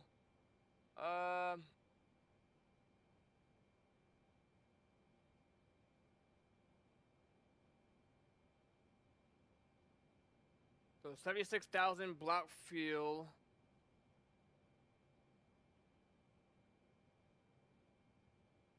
So we can come toward down to Baton Rouge and New Orleans and come across down to the Gulf if we need to. Let's just see what happens here. So let's Roger, American 2144 heavy. I don't know why that keeps going blank. Okay, here we go. All right, let's go down to ground envoy 4230 heavy request taxi to the gate. Envoy 4230 heavy taxi to gate Charlie 30 using taxiway. All right, so that should calculate our fuel, 76,000, right? Is that what I said?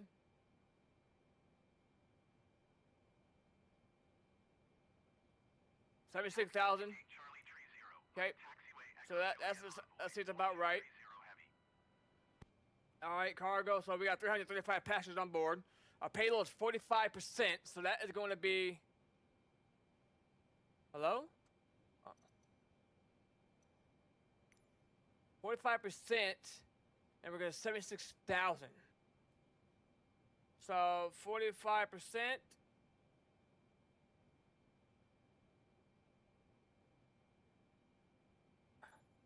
And then our fuel, we need to have, so our empty weight is going to be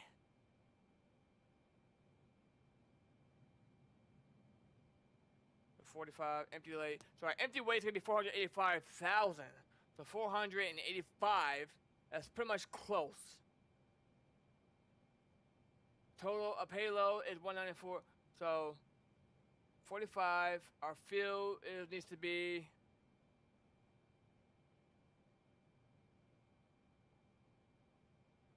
payload's 81,000, which is 45%.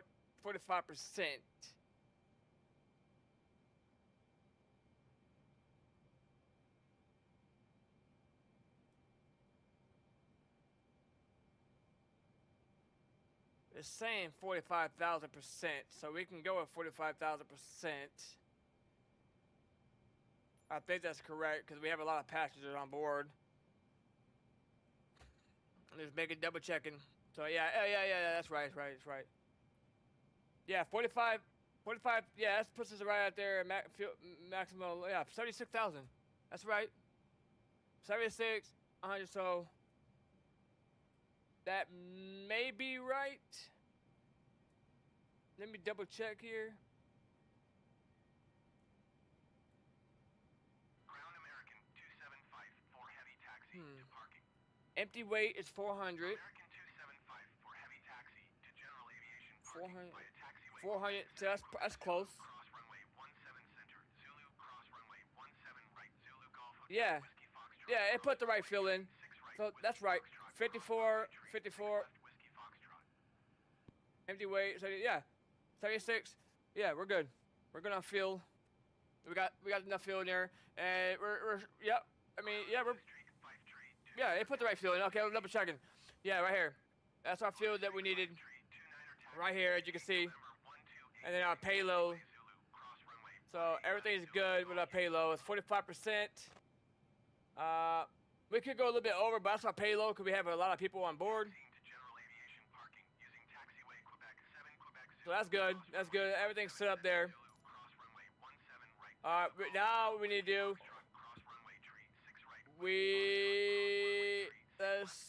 we'll come back to that.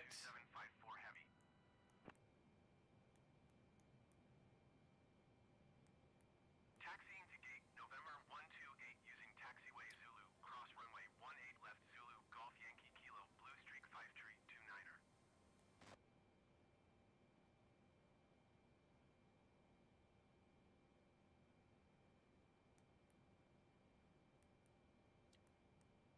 All right, this destination is gonna be K M. Now this is like real life. This is what you gotta do in real life. I've been in a real simulator, and I've been in I talked to real pilots, and you can't get any better than this. Like, this is what they do every day. They're probably a lot faster than I am, but I could land a plane. I could land this plane if something was to happen in real life. I just had the knowledge, you know, and I went to school for a little while for it too. But I didn't know if I really wanted to be a pilot. I don't know. I just wanted to just do so much back in the day. I'm trying to. I might forget a couple things, but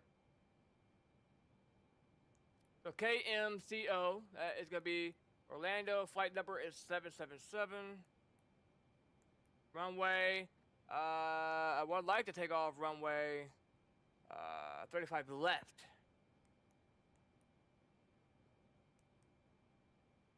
If I can.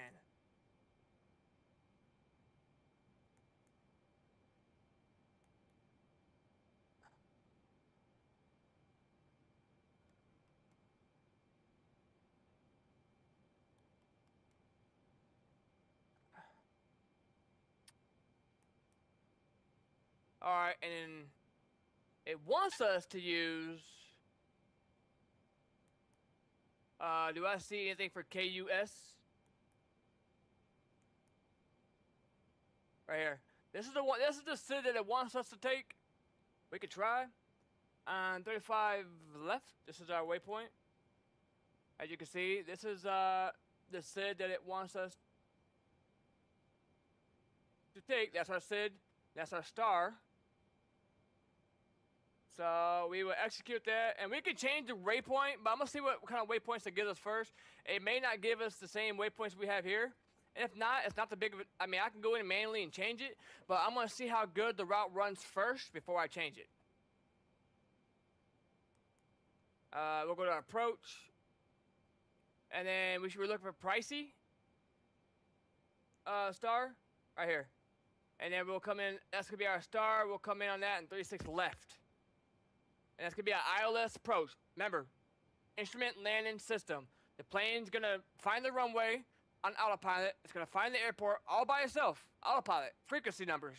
It's going to find it by itself. It's going to land itself without me doing anything. All I got to do is turn knobs. 36 left. ILS 36 left. And there we go. Let's go to legs and let's see how that looks. And uh-oh, we got some discontinues already, so that's not gonna look good. So we're gonna zoom out here. Oh yeah, that looks terrible, right? But we're about to fix that. So let's go through here, step by step.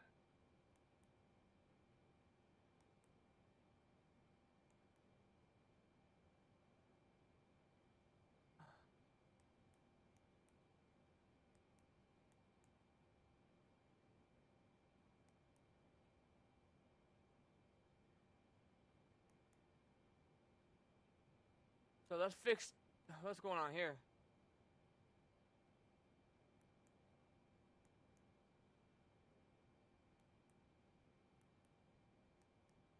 What in the hell is going on here? Well, we're going to have to fix this. This is going to take a second. All right, let's start with taking this, moving that up here to fix that. All right. And then let's go down here. Let's take this and move that to there to fix that. Boom. And there we go. That's it. I mean, we can run with that. That works. So we're leaving out of this SID. This is our SID. We're leaving the airport. I'm not sure why, but this is right here. And then we go to pricey.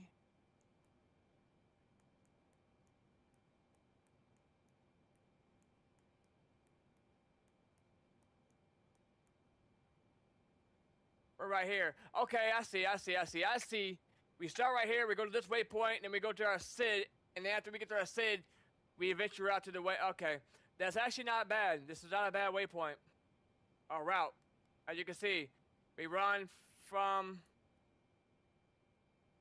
Ground American 844 Heavy requesting pushback. As you can see, we run. American 844 Heavy pushback request accepted. That's our first waypoint out of there. We'll go there first. After we get there, we go into our SID, and we'll get out of there, and then we go out to toward the Gulf area. We go to pricey, and then we'll come in right here, and then we'll land right there at 36. left, right? Let me zoom out again. We'll do it again slowly. As you can see, our routes don't look that bad. It works, and it actually looks pretty good. There we go. So, so here we are. First waypoint's right here. We go into our SID. We come around here, out toward the Gulf. Right now, we're in the Gulf right here. We'll come around. We're in Orlando, and then we'll come back out right here, and we'll get set up for our final approach into Orlando Airport, which is right here. And then, as you can see, we'll be touched down right there. We're lined up perfectly. The plane should intercept the runway right around here, and we're good. I'm happy with that. Let's check out the weather. We do have real life weather on. Let's check it out real quick.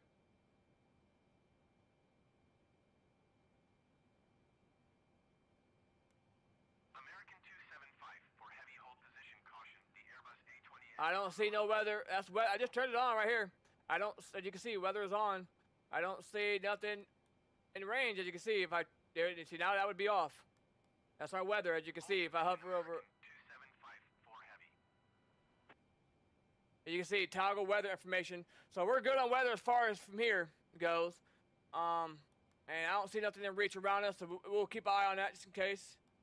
All right, that should be good. We need to program a couple more things, and we can fire up these engines.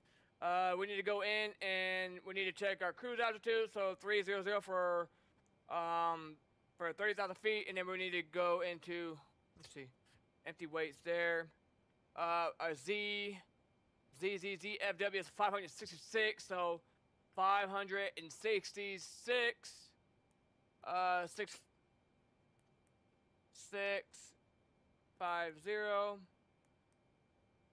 I might have to. Do I have to put the? I might have to put the actual. American 275 for heavy hold position caution. The Airbus A20N on short final. I might have to put the actual 566.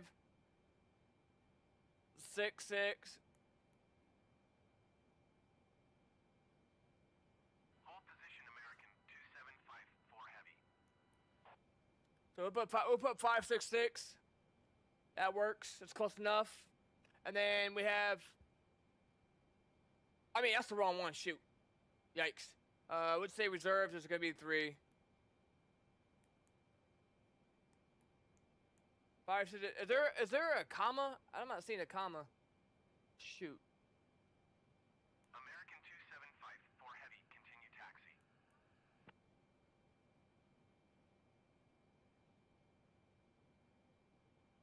All right. Well, we'll do then. Roger, American 275 for heavy. We'll put 566. Close enough. It means 1,000 anyways. Cost index. We'll say 3. Envoy tree 481 heavy taxi. All right. That looks good. So we have a reserve of 3. And then we have a 566,000. That's what that means. So it's just like this. This looks like 30,000 or 300. It looks like 300, but it's 3,000. We don't actually put that on 0. So Taxiway Lima tree Echo Lima Envoy tree 481 heavy. now we need to go into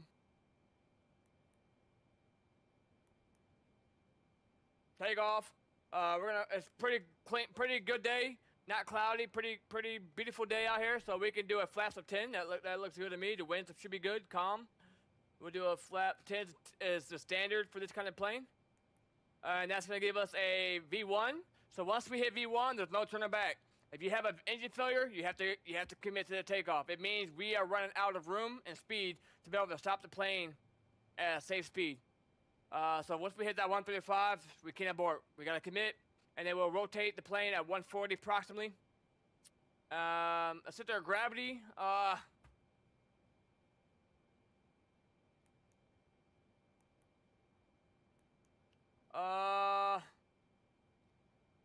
Empty way, SMA, max, we'll leave that blank for now. That should be good. Alright, we're missing something here. We need to do approach. Here we go. So we're gonna be landing with flaps 30 at approximately 147 knots. This will be our final speed for approach. So 30/147 So now we're telling the computer, hey, when we're on autopilot and we turn this knob down, we need you to adjust the speed of the aircraft for our landing speed. So all we gotta do is turn it now. So that's what we're telling it. We're programming it in. So once we hit this button, boom, autopilot's gonna know, hey, this is what we're doing. And now what we need to do is we need to get the frequency for the runway we're gonna be landing on, because we need that to program into our RAID. So right here is where we're gonna put our ILS frequency number. And here, ILS. So we are gonna put the number. I think we put the number in here, or we put it in here. We're about to find out. So we need to get the number of the runway, the frequency, because that's how we're gonna communicate with the runway here. And we are going to be taking 36 left. So that should have us all of our numbers.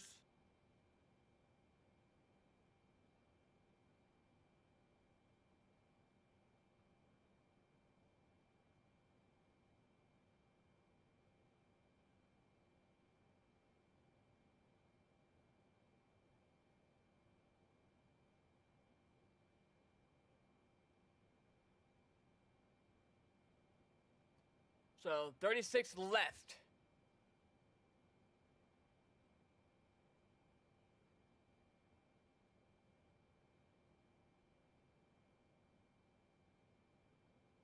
ILS or localizer GPS. So right here, this is gonna be the one we want.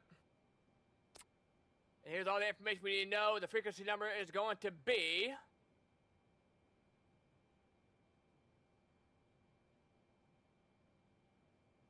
I want to say it's going to be this one, 293, but it could be this one too.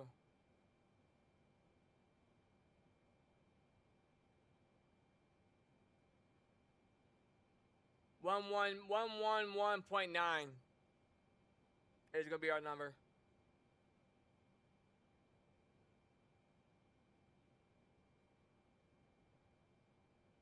Let me make sure I get the same thing on Sky Vector. So 35 left.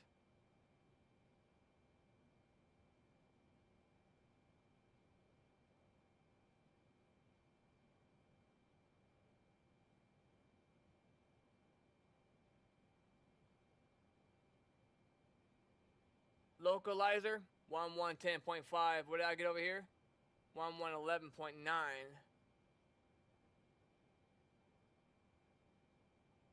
So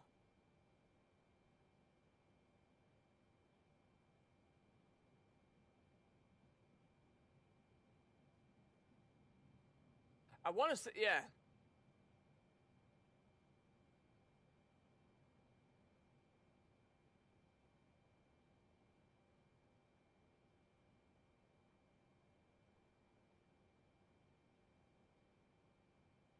I want to say it's this one. 1110.5.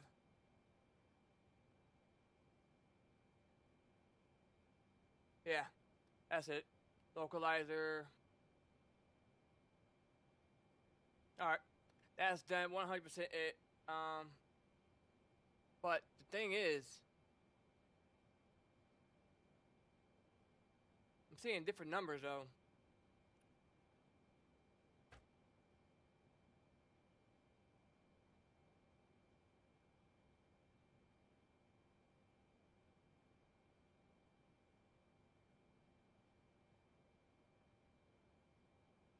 Let's use that 111.9 and see if that inputs.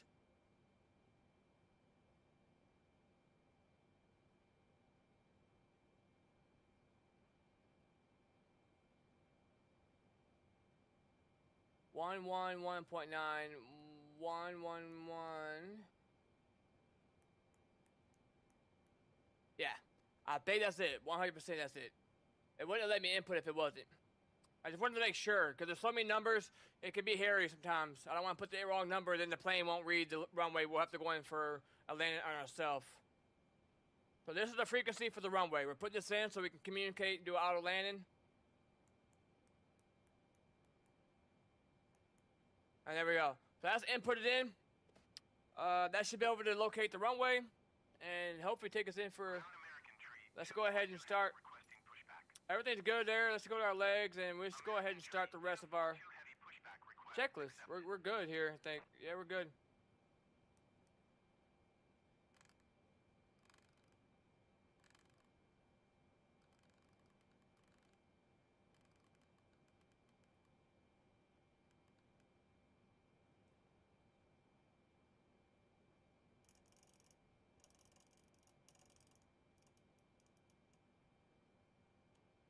All right.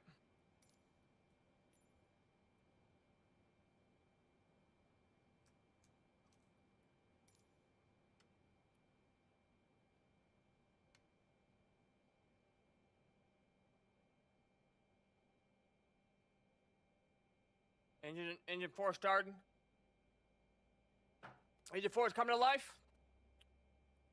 Now this is really how long it takes for a plane to get going, especially if it's the first time starting the plane and stuff, and it's more shit. This is literally how long it takes.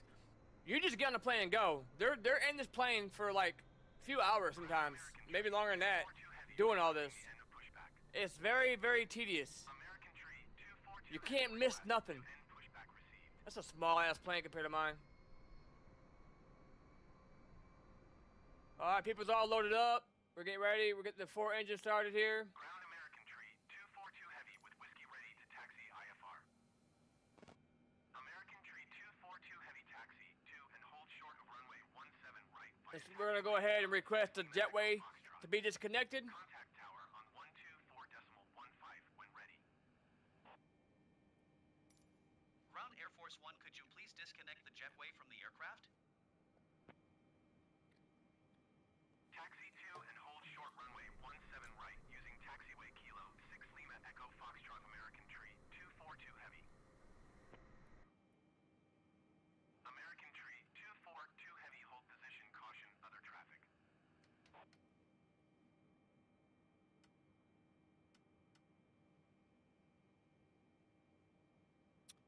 Ground Connie Niner 82 heavy requesting pushback.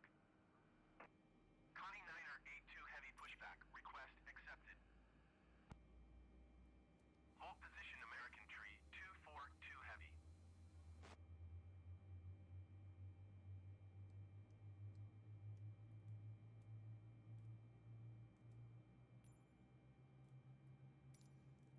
I forgot to turn the fuel. My bad. That's fine. I don't know how the engine started. We must have some fuel in there.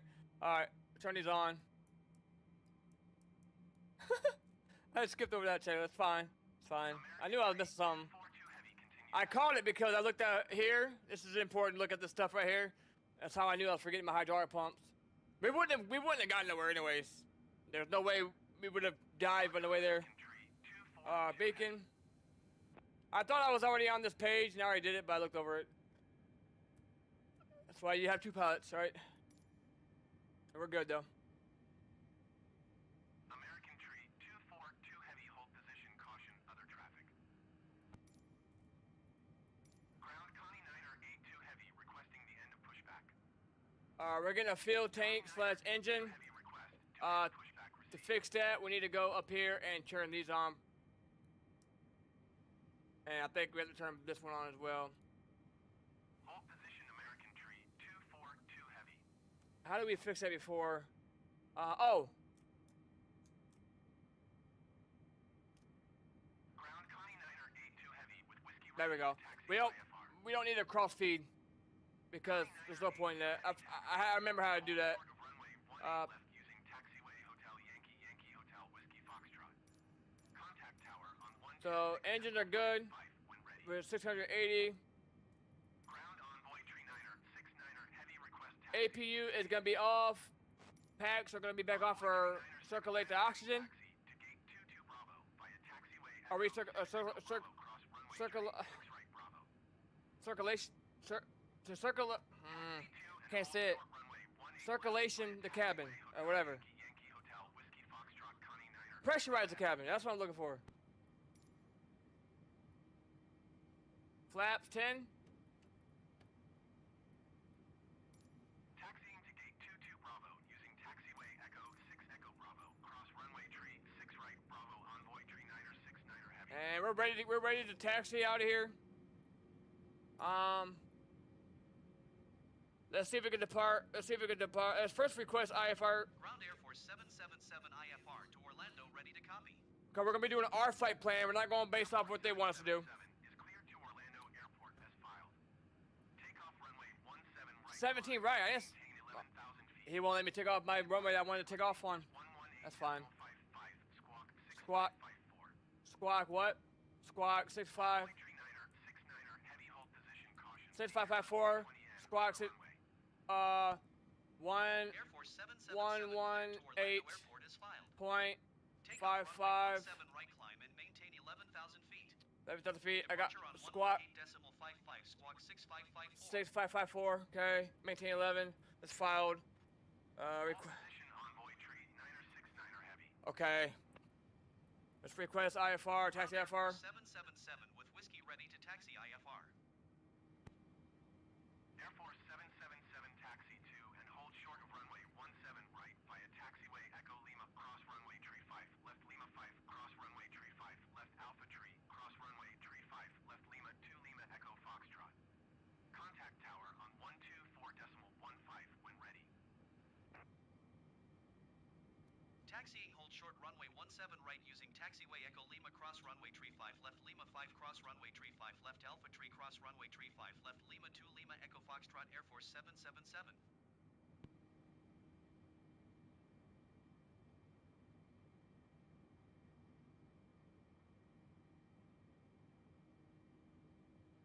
So 17 left.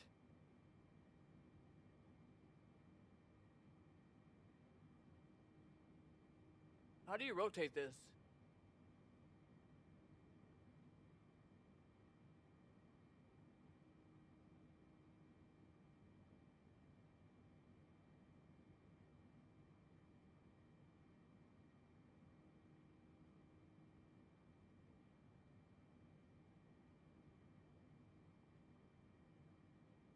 Is that 17 left? That little ass runway?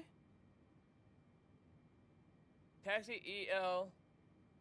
Envoy tree Niner 69er heavy. Continue taxi.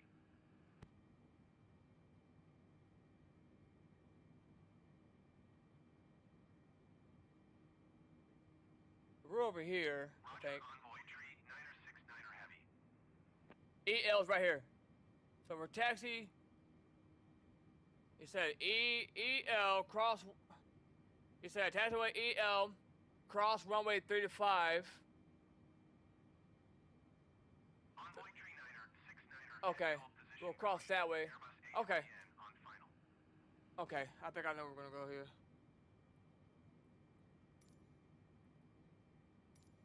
Ground Air Force 777 requesting pushback. Air Force 777 pushback request accepted.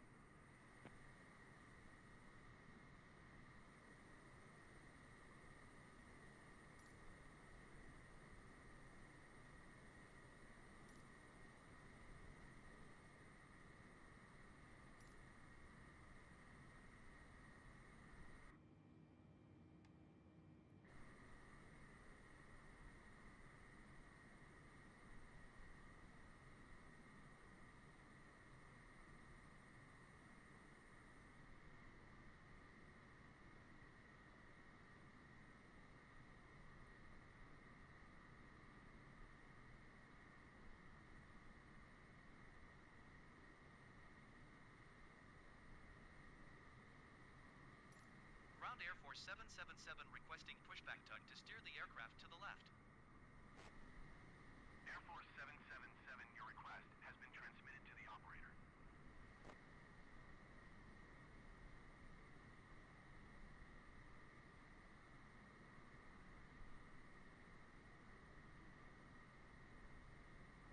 Ground Air Force 777 requesting pushback tug to push the aircraft straight. Air Force 777, your request has been transmitted to the operator. Ground Air Force 777 requesting the end of pushback. Air Force 777 request to end pushback received.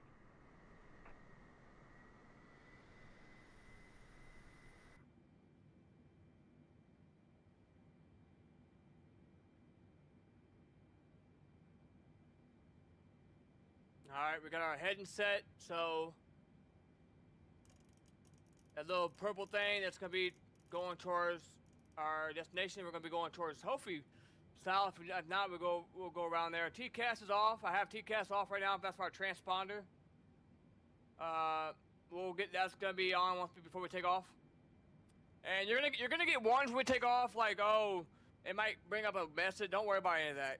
It's just letting me know that I'm at takeoff speed. It's just like if I land, sometimes they'll say terrain, pull up. It's gonna say that because it doesn't mean you're crashing or something's wrong. It's letting you know you're low to the ground. You know that. If you know that, you know, right? It's not that big of a deal. It's just letting you know that you're low to the ground because they don't know if you're in the middle of crashing or landing. It's what happens. So it's the same thing in real life. When they land the plane, it will say that sometimes because it knows you're low to the ground. It's just letting you know. It's just there for you for your convenience to let you know. It doesn't mean something's wrong.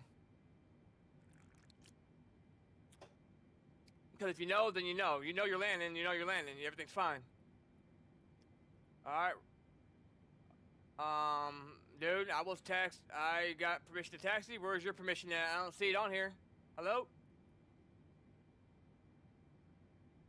I don't see your. Who are you, dude? Idiots, man.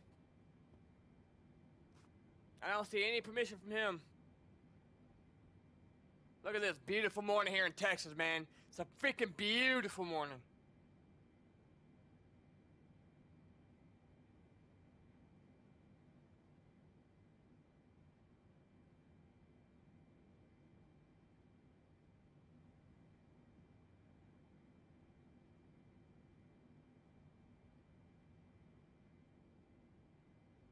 I need to get a yoke. That'd be nice.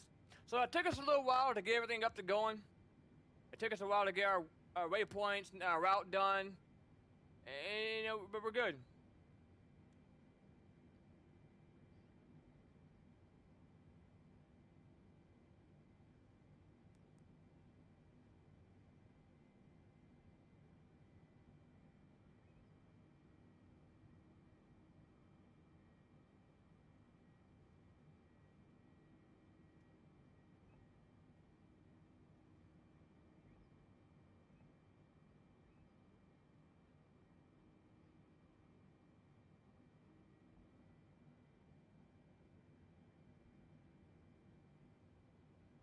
Now, that's not a Boeing jet in front of us. That's an Airbus of some sort.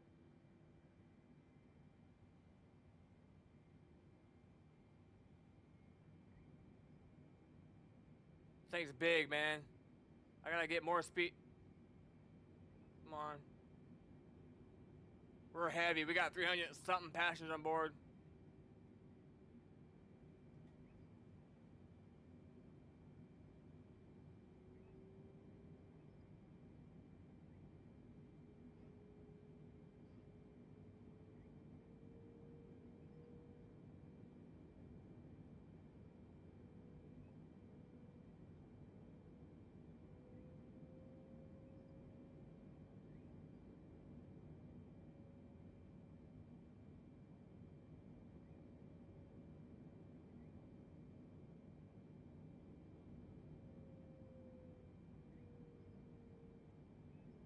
It just takes when you're stopped. It just takes a minute to go. But I got brakes, so I'm not worried. Like he's a lot smaller plane than we are, and we got our speed brakes, and we also got our thrusters. So if I need help slowing down, I can just put our reverse thrust, automatically speed brakes come on. As you can see, that'll help us slow down, and we got brakes as well.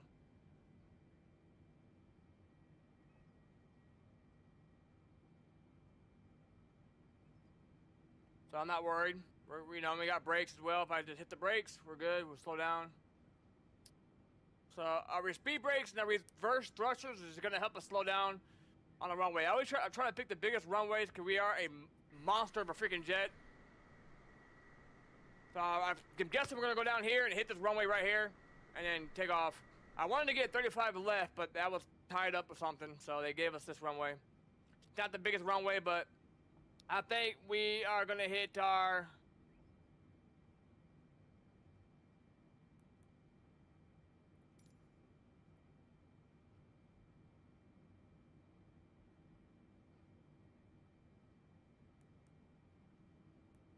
We're gonna rotate at approximately 140, 135, 140 is our rotation. 135 is no return. Okay. With flaps 10.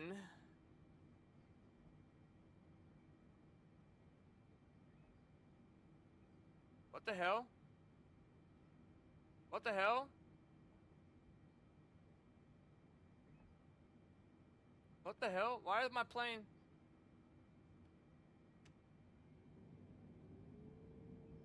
What the hell is going on with my buttons? Just started doing his own thing. Look at this. What the hell?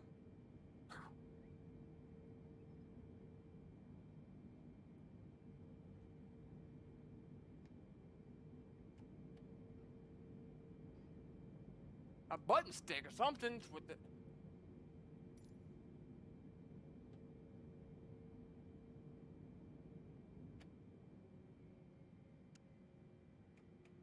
Nothing you can do about that.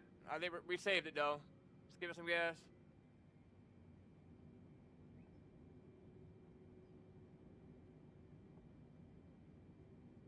I hate these freaking keybinds. Just trying to stick again. Once we get the air, we're fine. I'm gonna have to clean these buttons out. I'm gonna get a yoke though. Sure.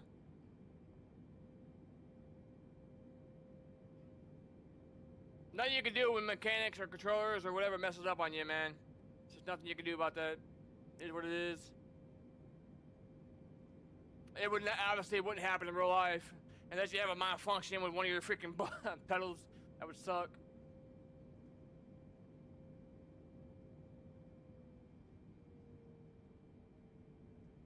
So we're gonna have to wait for this guy to clear us so we don't have to get stuck in his get blasted by the air.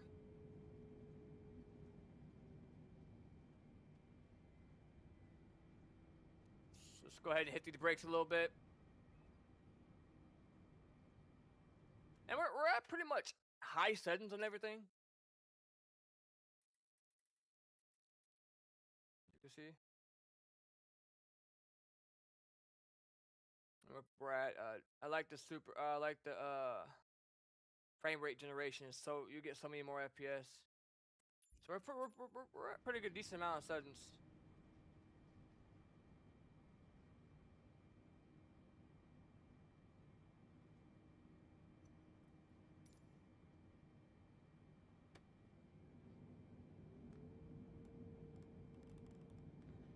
What the hell?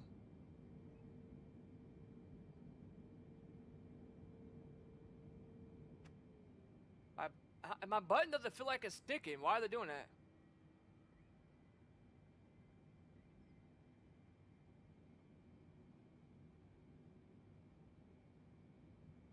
Hope it doesn't do that when we take off.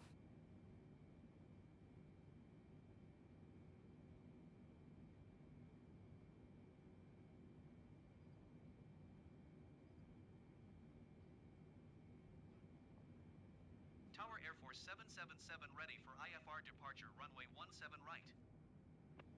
Air Force 777 altimeter 29.90, wind 187 at 12.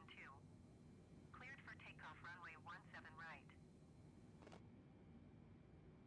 Cleared for takeoff, runway 17 right, Air Force 777.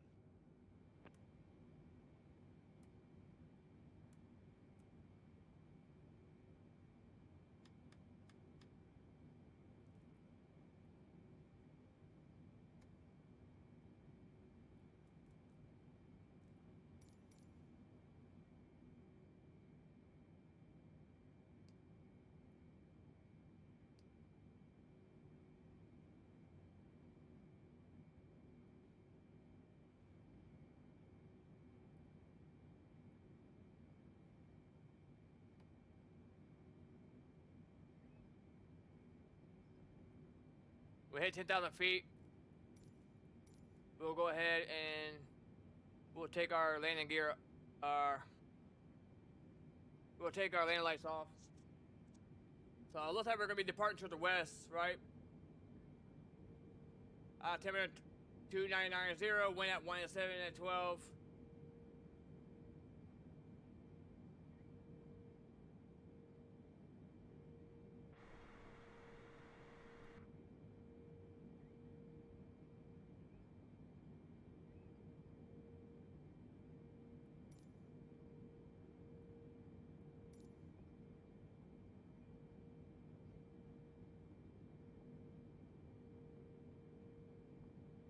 We've been cleared to take off.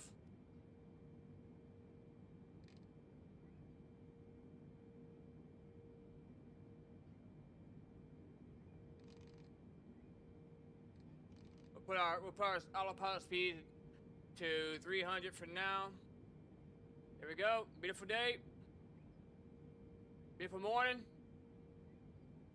Alrighty, here we go. Takeoff power set.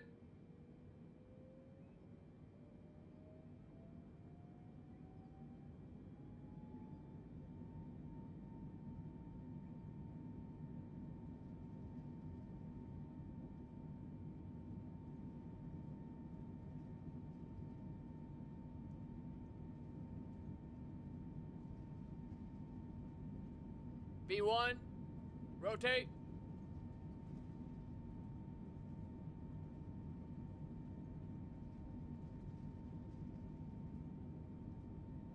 Oh my god, we are heavy. Yup, I'm there. Yeah, I didn't expect us to be this heavy. I feel it too. Get the nose up. This is hard on a controller. I need to get a yoke, bro. This is really hard.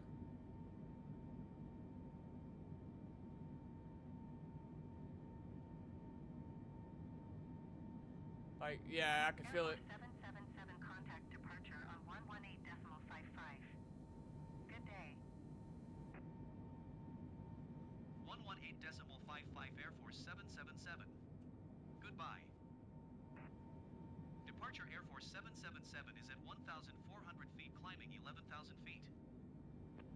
Air Force 777 departure altimeter 29.90 radar. Autopilot's coming on right about now. Air Force 777 climb and maintain 11,000 feet. Expect flight level 300. Go ahead and turn that way towards my waypoint. 11,000 feet. Expect flight level 300. Air Force 777. Let's look at all my stats here. What we looking like here? Speed's alright. Altitude climbing, say climb. We got our heading selected, so we're going to be turning now.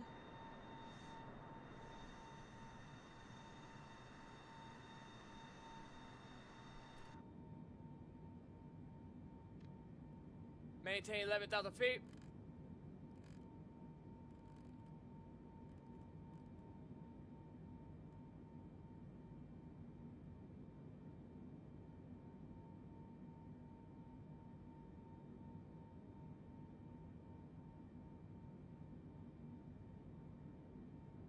Now, once we get close to our runway, we'll go ahead and turn on LNAV, and that's automatically gonna follow our waypoint without us even having to touch anything. We ain't even gonna have to touch heading no more. That's for if ATC tells us, hey, turn to heading to 500 forward, whatever, to avoid weather or whatever it is, or an air crash or another plane, whatever. 777 contact Fort Worth Center on But for the most part, our plane's gonna follow itself, Good day.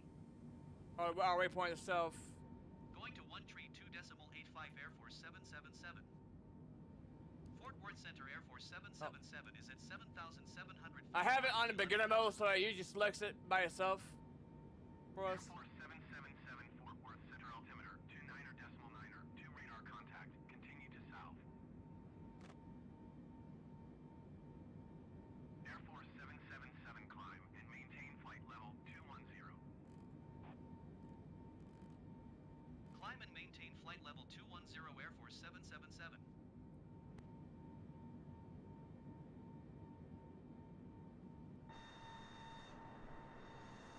Look at this, bro.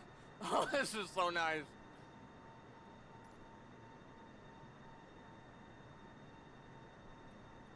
Hello, let me take a screenshot.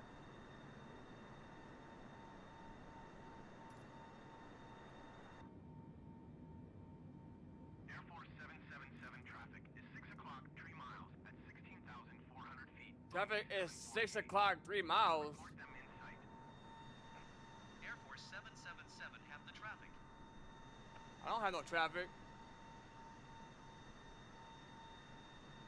Southwest 2758 heavy contact Fort Worth Center on 134.15. Good day.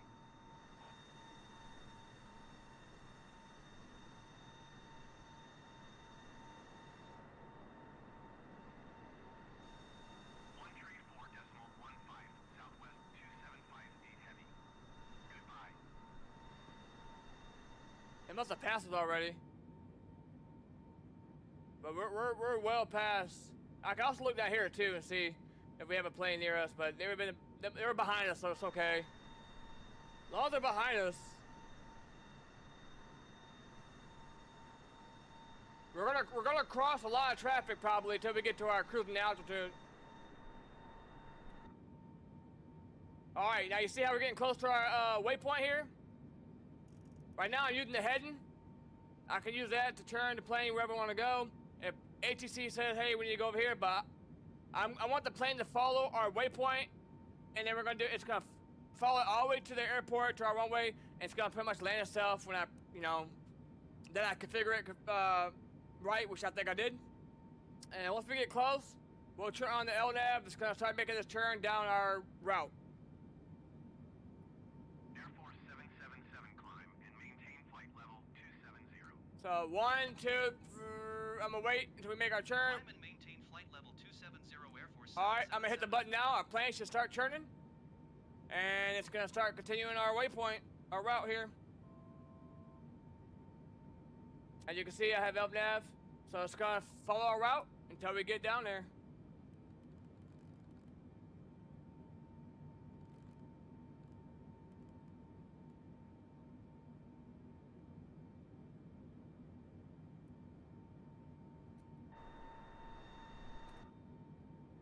Just like real life. And then when we get close, we can maybe turn on VNAV, and then we get close, when we get to our diamond, see the diamond shape right here? Once the diamond shape gets in the middle, it basically intercept the glide slope of our plane, the frequency, and after that happens, we can go to locate, localizer mode, and then approach. Once that's in the middle, that means we're in reach of our frequency for the runway. We're getting a little fast here.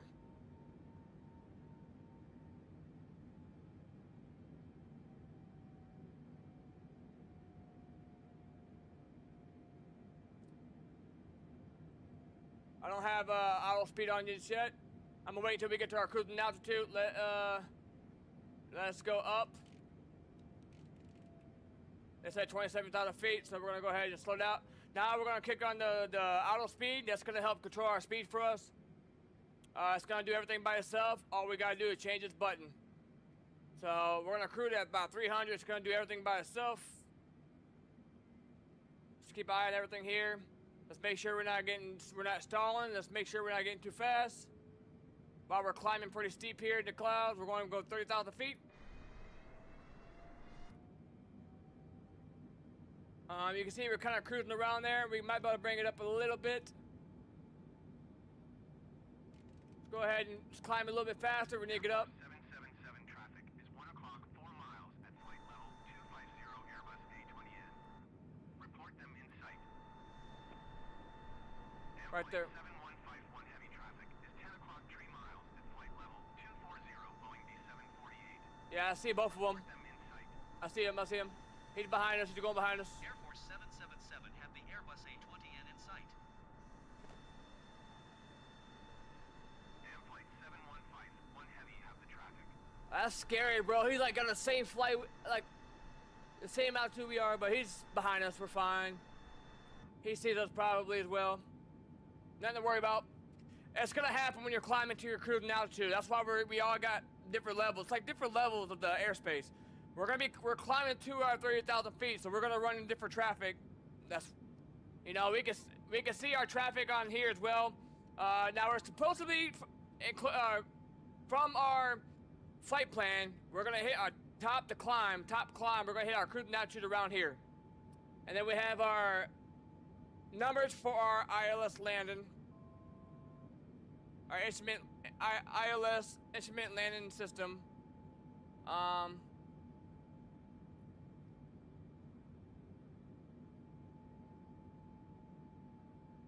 They didn't say we can go to 30,000 feet yet. So we're gonna go to 27,000 feet until they give us the okay to go to 30,000 feet. I don't see anything from them.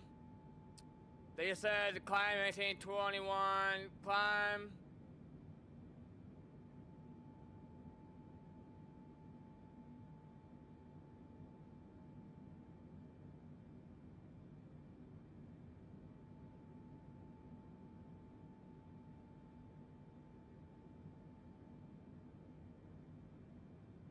Right here. Climb, maintain flight level 27 feet. So we'll stay here until they give us the clearance.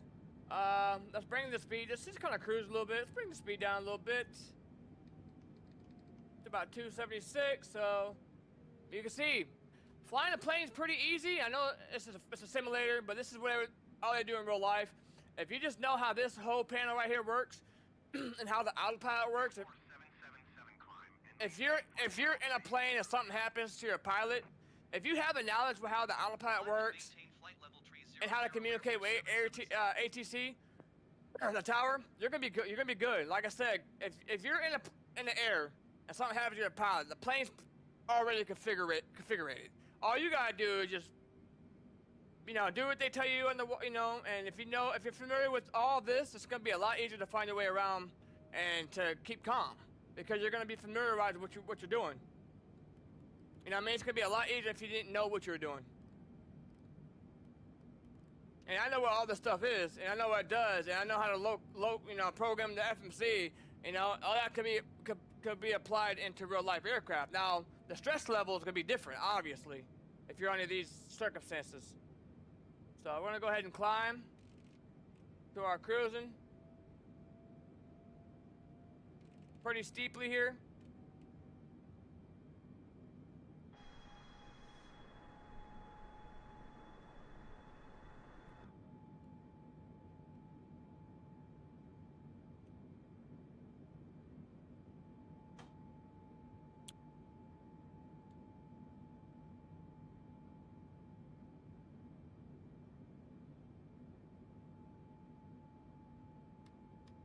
Meant to turn those off.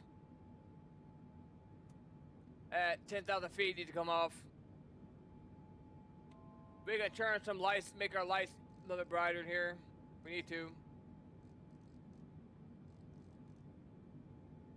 Alright, we are now hitting our cruising altitude. We should be leveling off.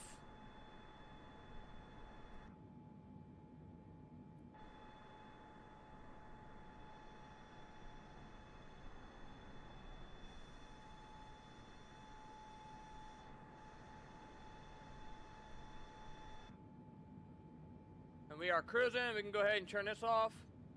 Seatbelt, they're free to do what they want now. Back there. Flaps is up, make sure everything's good. And the plane's following our waypoint. Perfect. How's the weather looking?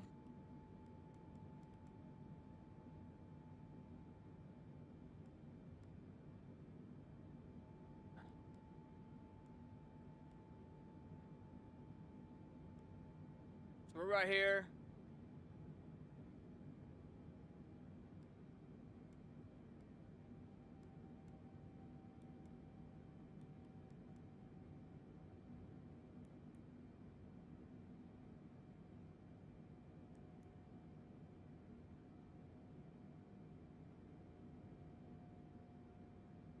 Oh, I was about to say, what the hell is going on with that? I had that in the wrong mode. Alright, so here we are. So we should start our descent right here. We're going to start our descent. Or top of descent right here. I don't remember what SC stands for. But all I know, we should start our descent right here. And we should end our descent right here. 135.25 Air Force 777. Goodbye. We have the weather. Center Air Force 777 flight level 300. Air Force 777 Fort Worth Center radar contact. Continue to MRSSH. Alright, let's go ahead and bring up our speed. Let's go ahead and cruise up a little bit of speed. All we gotta do, like I said, all you gotta do is turn it off, man. And the plane's configured. When you learn what all this stuff means, all this stuff is very important for the plane to land itself. You got your speed that controls the speed. You have this on, you have this program right. All you gotta do is turn this knob. You got your LNAV for your ILS landing. You got your vertical speed. You got your altitude, autopilot, localizer, approach. Your LNAV is how it follows the route. Your VNAV controls your vertical down and up altitude by itself. Go Going to 135.1 Air Force 777. And then you got your heading, but we're not using that. We're using Fort Worth Center Air Force LNAV instead of 777, heading. Flight level 300. And LNAV is this. So you see that purple thing moving right here? That's how, if the ATC says, hey, turn out a heading of 205, well, you just go over to 205. And that's the way they want you to go. But we're doing our flight plan. We're doing our own flight plan. We're not doing what they want us to do. The only thing they have control over us is keeping us safe and making us descend if we need to, or not approving our, if we want to like increase our altitude, or that's what they have. But they can't tell us how we're running our route. They can only, unless we're asking them to, they can only give us directions like, hey, you got a guy to your left, report him inside, hey, you need to get to 10,000 feet, or whatever. They just give us instructions of keeping us safe for everybody in the traffic. But we're doing our own flight plan. This is what our flight plan is.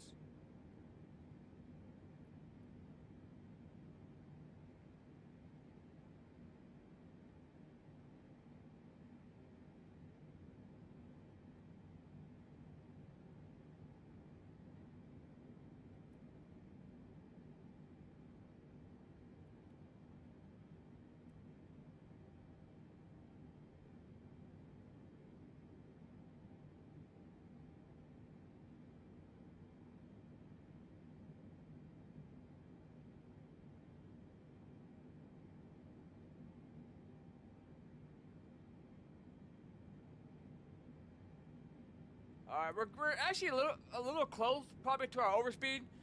I think we're going a little too fast. We don't want. Let's just check how our field's looking. I mean, as long as we're not overspeeding, we're not in trouble.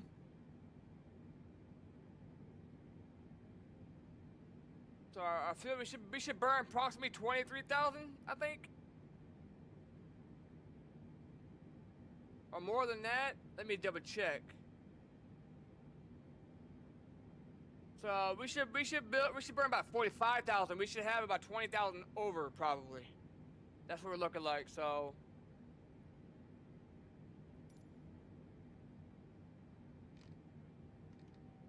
let's go about 290 instead. Let's just bring it down just a little bit. And you see, everything just does. We ain't gotta do nothing. Once you're in the air, I'm telling you, man, it's gonna be easy for everyone to land a plane. If they know how, if they fly in a flight simulator, they know what they're doing. Because if you don't know how to configure everything in the plane's already configured if you're in the air and your pilot had a heart attack or something, right? Especially if the plane has autopilot. If it doesn't, sorry. You're on your own at that point. But these bigger planes, these commercial planes are a lot safer than the smaller planes because a lot of them have more engines, and they have autopilots that can pretty much land themselves. Smaller planes can't really do that. These commercial planes are very, very good. They're easier to fly, in my opinion, than smaller planes.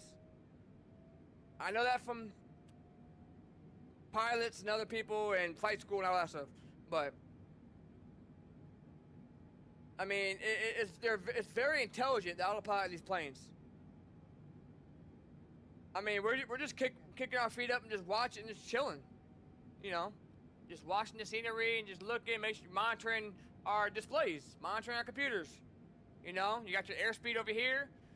You got your horizon right here. Obviously, you want to be in the blue. You got your altitude, your altimeter. You got all your stuff that's displayed over here that we got over here. You know, your speed, your LNAV, your altitude hold, your autopilot. You got all your stuff that you need. You know, you can see your errors over here, which ours ain't important. It's just saying incomplete checklist. That's because we have to finish our checklist at the end of the. It's gonna be showing that because we haven't completed it, because there's no way for us to complete it until we get to after a takeoff and all that stuff, right?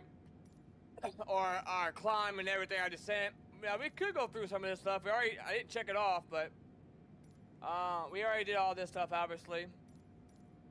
We're still gonna get the air until we land anyways. 10,000 feet. And see, we still get the air. And we haven't even started our descent yet. Now the recall switch is to push, I believe, for autopilot, but we're not taking our autopilot off. We monitor our oil pressure, our cap, altitude, pressure, everything. weight, gross weight 70,000 pounds. That's good.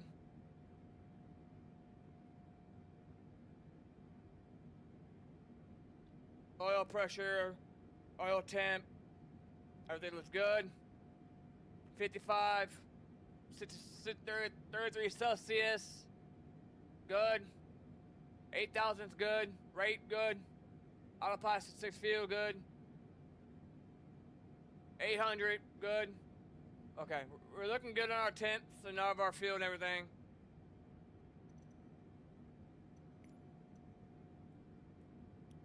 So we have burned approximately 6 at about 11,000 fuel already.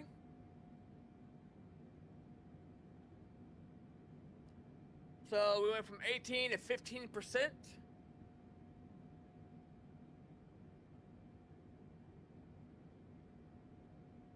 We got plenty of fuel, and we can go ahead and look and see where our estimated time arrival is. We can also look at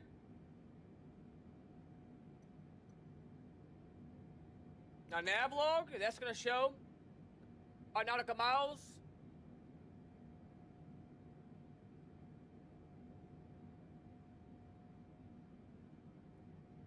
And we can also check our legs and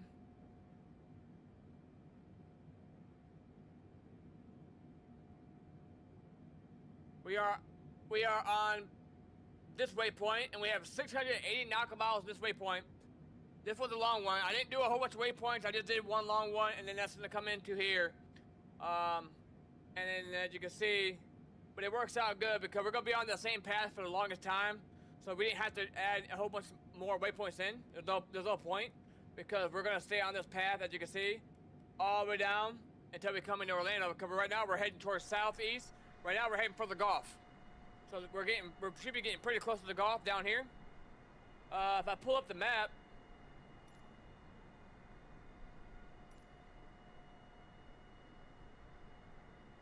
you can see this is our waypoint. We're going all the way down, and the Gulf is just, well, if you keep going, here we go. So once we get here, we're in the Gulf. We are going to be in the Gulf for a little bit of time. And I actually see where I live at. I live in Louisiana, so I live around, it's kind of hard to tell what's Louisiana.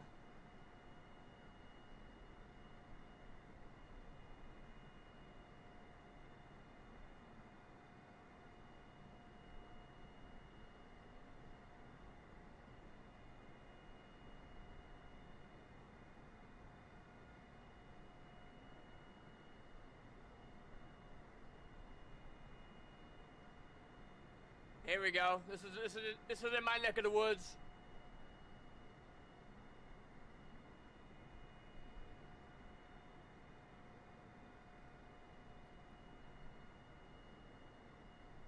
So we're gonna fly down here, and then we'll come around, and then it will end on our SID, our star. We'll come in, and this will be our final. We'll be set for final. We should be able to intercept the ILS approach. And then we'll come in and get set up for our final. Right here is the runway. And this is the airport. And this is all of our frequencies here. And we're on 36 left. And that's a big runway. And then 36 left. 1110.5. 1110.5 is our frequency number. 1110.5. I think I put the wrong one in actually. 1110.5.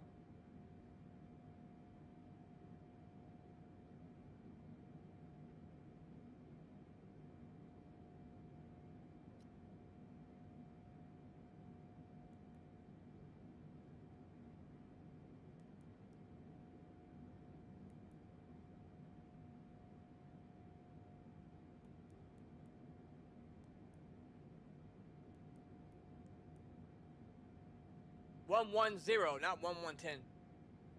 11-0. That's correct. So it was the other number I thought. I wasn't sure. Sometimes them charts get a little hard to read. So if I pull up the chart again, the chart,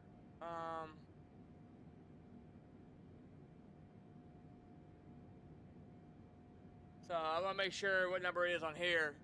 So I swear I seen a different number. So 1111.9 is what we used. In reality,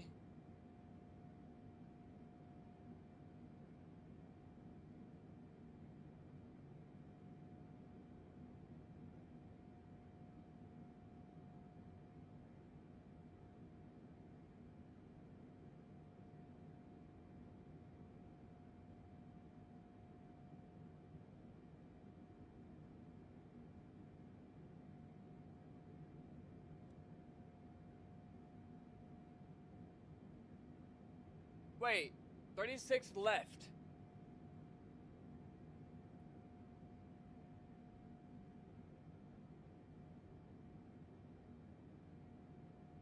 They don't have a. Did I pick the wrong runway? Shit. They don't have a. I must have picked the. They don't have an ILS for 36 right. 36 left. 4777 contact center on 126 decimal tree 25. Good day. Going to 126 decimal tree 25 Air Force 777. That's fine. We'll make a approach adjustment. Flight level tree 00. We can always land him ourselves if we need to. Center radar contact. Continue to main. If anything comes to worse and we struggle to like change the runway and they won't let us change the runway, what we'll do is we'll just do our heading and we'll change our heading and our altitude depending on what ATC says. Hey, you need to go 5,000 feet and then go to heading and they'll line us up and then we'll just turn the autopilot off and go final with ourselves if they're our controller. If we have to. That's the option. I'm not worried about that. But we did put the wrong runway in. 36 left. They don't have an ILS approach for our instrument landing system for 36 left, which means that's not gonna work. So we could try to use 35 left. That's what I meant to say. I didn't meant to say 36 left. I meant to say 35 left, and I put the wrong one in. Yikes.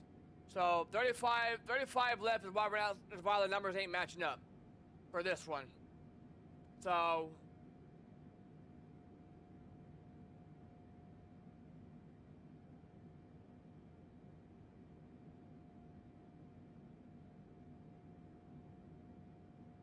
But see, they have a. That's why I put the wrong one in, because they have. It shows up on here that they have a 36 left ILS or look, but they don't.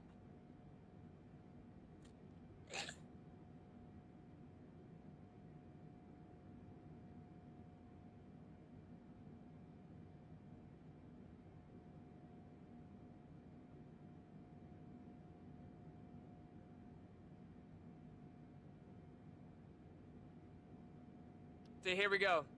1110.5. 1110.110.5. Not. So that's correct. That's what we did wrong. Alaska 517 heavy flight level tree If they won't let us change it, Alaska 517 heavy center then radar contact. we will just let them take over and guide us the way to the runway. Not worried about that, but that's unfortunate. I thought I got 36 left, confused with 35 left. That's fine.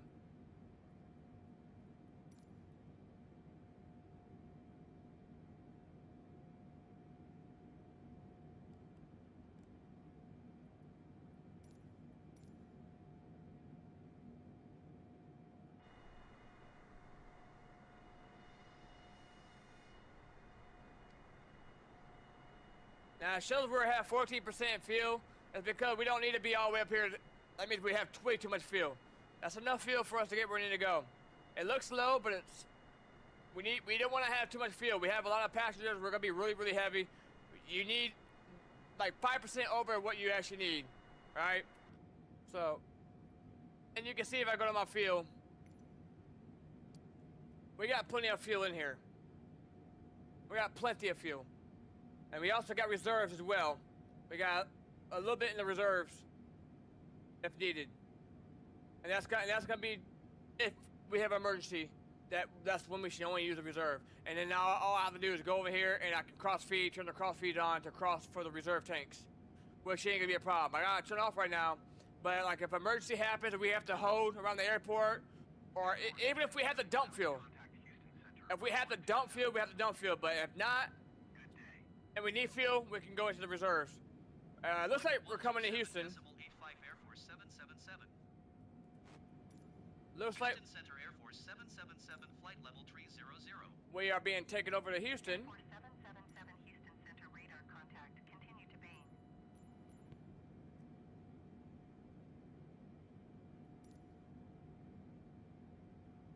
We're coming to Louisiana now. We are in Louisiana.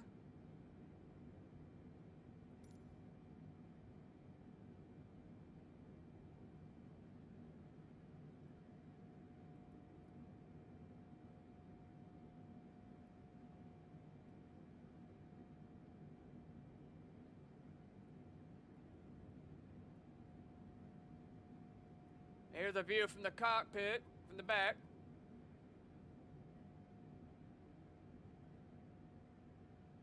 I don't know my way around. So hard to get where I want to go.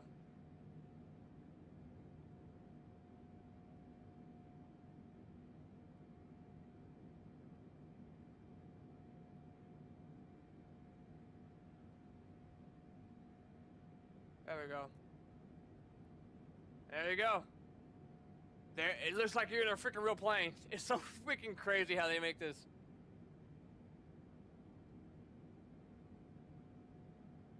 Once the autopilot set up, we ain't gotta do nothing. All we gotta do is monitor systems. You just monitoring shit. And if you're on an old plane, you got guys back here, software engineers, monitoring hydraulics or whatever. And the back in the old days, you had 4 pilots. You had a pilot, captain, co-pilot, an engineer, and then you had over here a navigation pilot. He's the one that gets on the talks to ATC, hey, mayday, mayday, mayday. While the 2 pilots are up here fighting whatever they got going on, he's the one who said, hey, we need assistance, we need to land, we need the nearest airport possible, we got a problem with the plane, whatever they're saying, right?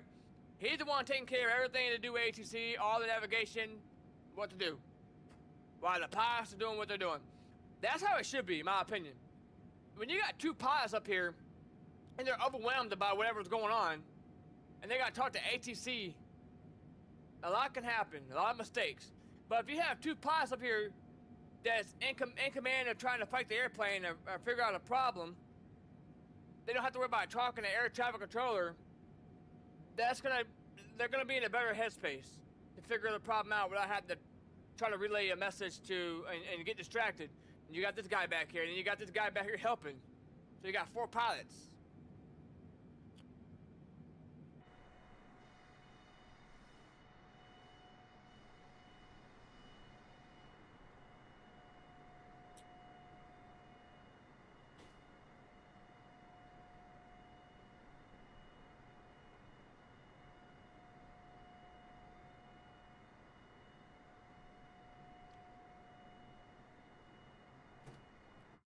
Yeah, that's the gist of it. Obviously, I'm not gonna have y'all sit through a long flight, because this is like real life. It's gonna be however long it takes to get in real life is how long it's gonna be on here.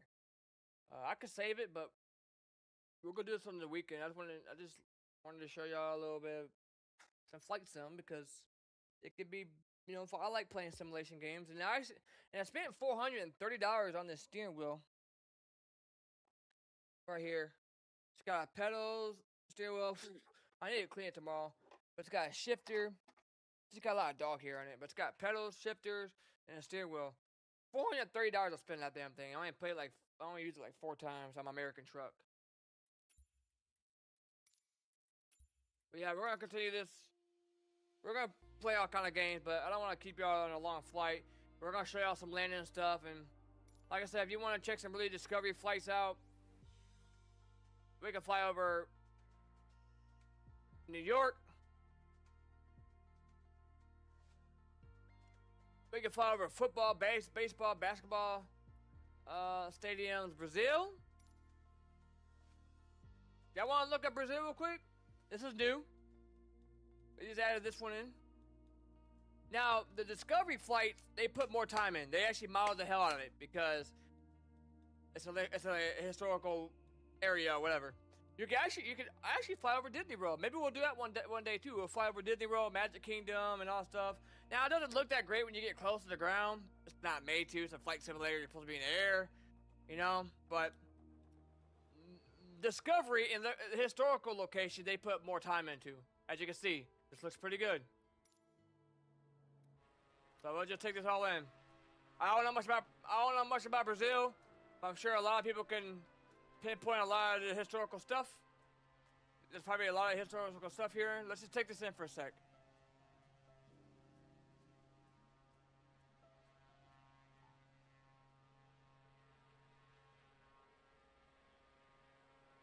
Wow, Brazil's beautiful. Now this is a historical landmark right here. Not sure what it is. I might even know what that says. There's an airport over here to our left.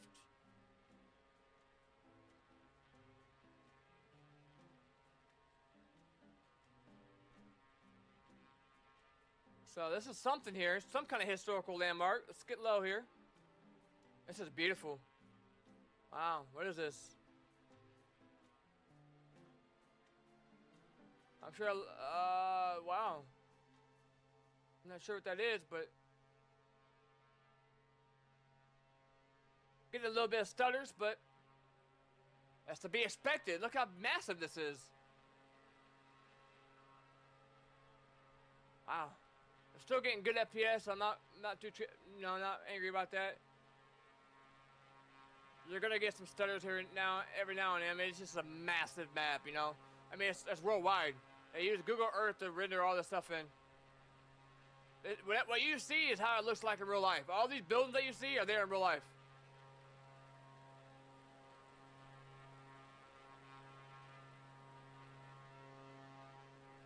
We might be able to go land at an airport, or try to.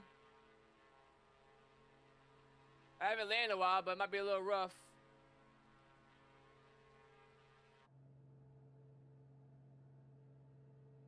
I never flew this plane before, so I don't know.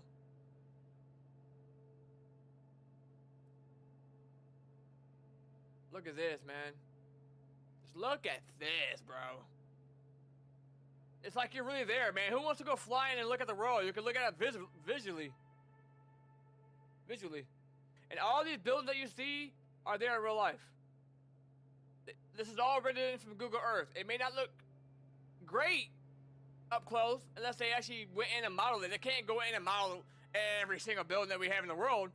But like the Statue of Liberty, you know, historical locations, they usually go in and model the hell out of them really well. But from the air, it looks really good. You can go over football stadiums, baseball, basketball arenas.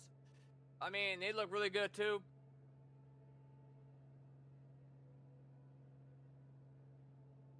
You can fly over your house if you wanted to. Obviously, I'm not gonna fly over my house, but this is a plane where you can do some tricks on it.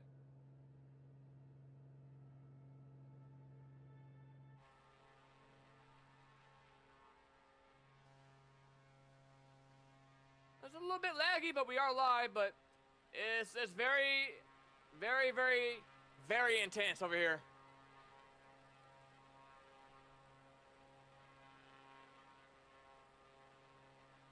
It's only really laggy when you start to move your camera around because it got to render everything else in. Oh, we have a passenger.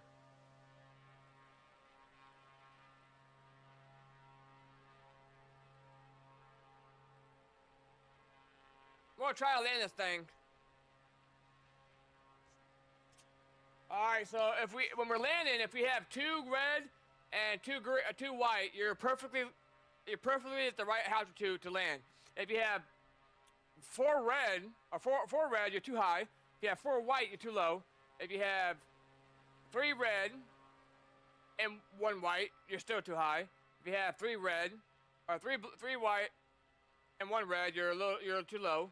You need to have 2 red and 2 white to be perfectly aligned coming down to the glide slope for the runway. So we're gonna see that in the distance on the runway. And this one don't have autopilot, I don't think. It's just a regular, you know, simple plane to do tricks.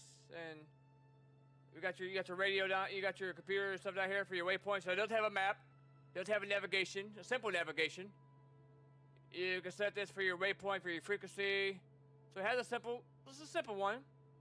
Monitor your RPMs and stuff. Yeah, we don't have autopilot, does it appear? Yep, definitely don't have autopilot, but that's fine. Got our boost, low pump, yeah, we're good.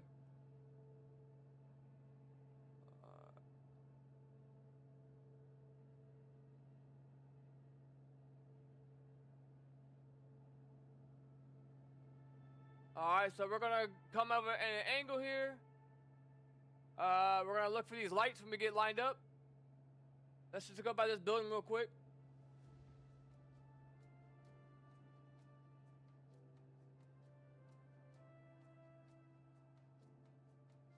I'm gonna go in third person so y'all can see it.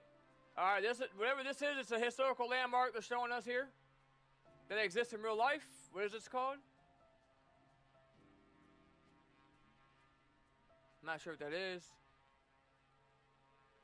Something of interest. The runway's over here. Airport's over to my right. About like 2 o'clock. I haven't landed in a while, but the good thing is, we just gotta make sure we have good speed here. Bring the speed down a little bit. I'm looking for these lights now. That's gonna keep me on track. I can see them in the distance. Right here. Those are my lights.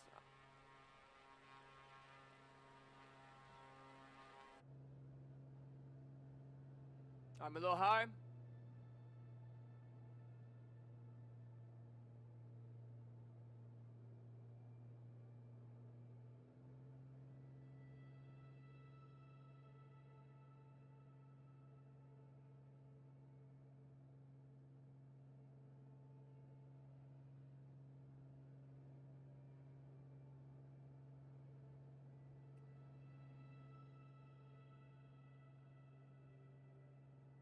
I think I'm still a little high.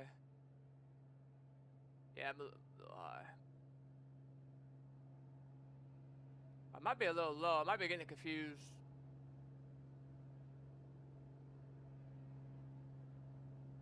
Either way, we're gonna be fine.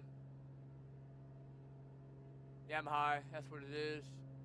I didn't remember if it was 4 white or 4 red, but I think we're good.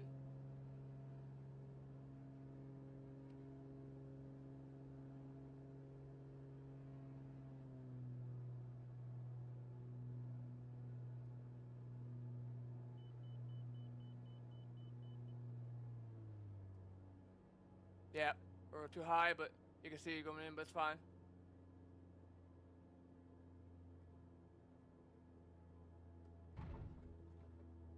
That was rough. Rough.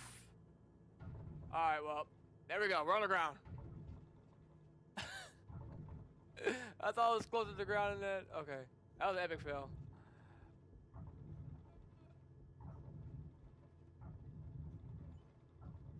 That was a great... Oh, shit!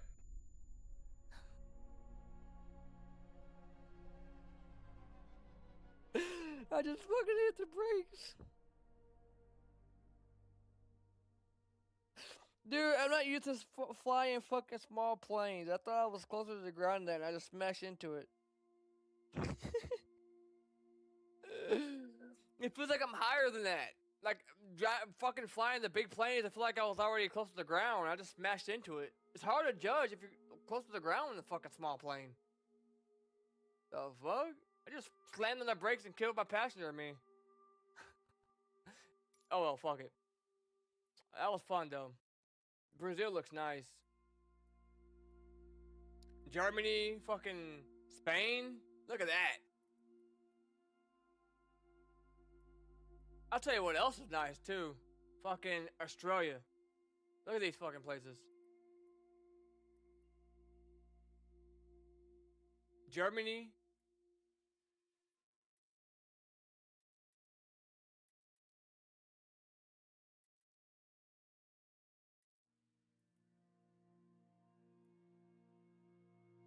Fucking right, man. Alright. Well, that was an epic landing, but epic fail of a landing, but I don't fly small planes. I only fly big planes. I'm about to buy another plane, to be honest. So these are the planes I have, my big planes. I don't like Airbus. I like Boeing jets. What do I have? Yeah, see, I have the Boeing. I have that one. That one's okay, but I like that one better. I bought this one. See, I don't like to fly small planes. I hate them. A lot of them don't have autopilot. They're confusing with their computer. I like my big jets because they're a lot better to fly. I don't like Airbus either. I'm a big guy of Boeing jets, so these are the two planes I fly the most. Look at the top speed of these guys.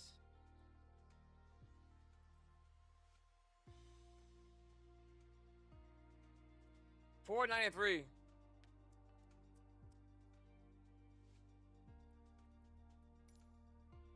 And these are my liveries for these planes. For this plane. I had the Air Force One, Boeing. Is that China? I don't know what that is. Royal Travel, Xbox. But yeah, it was fun.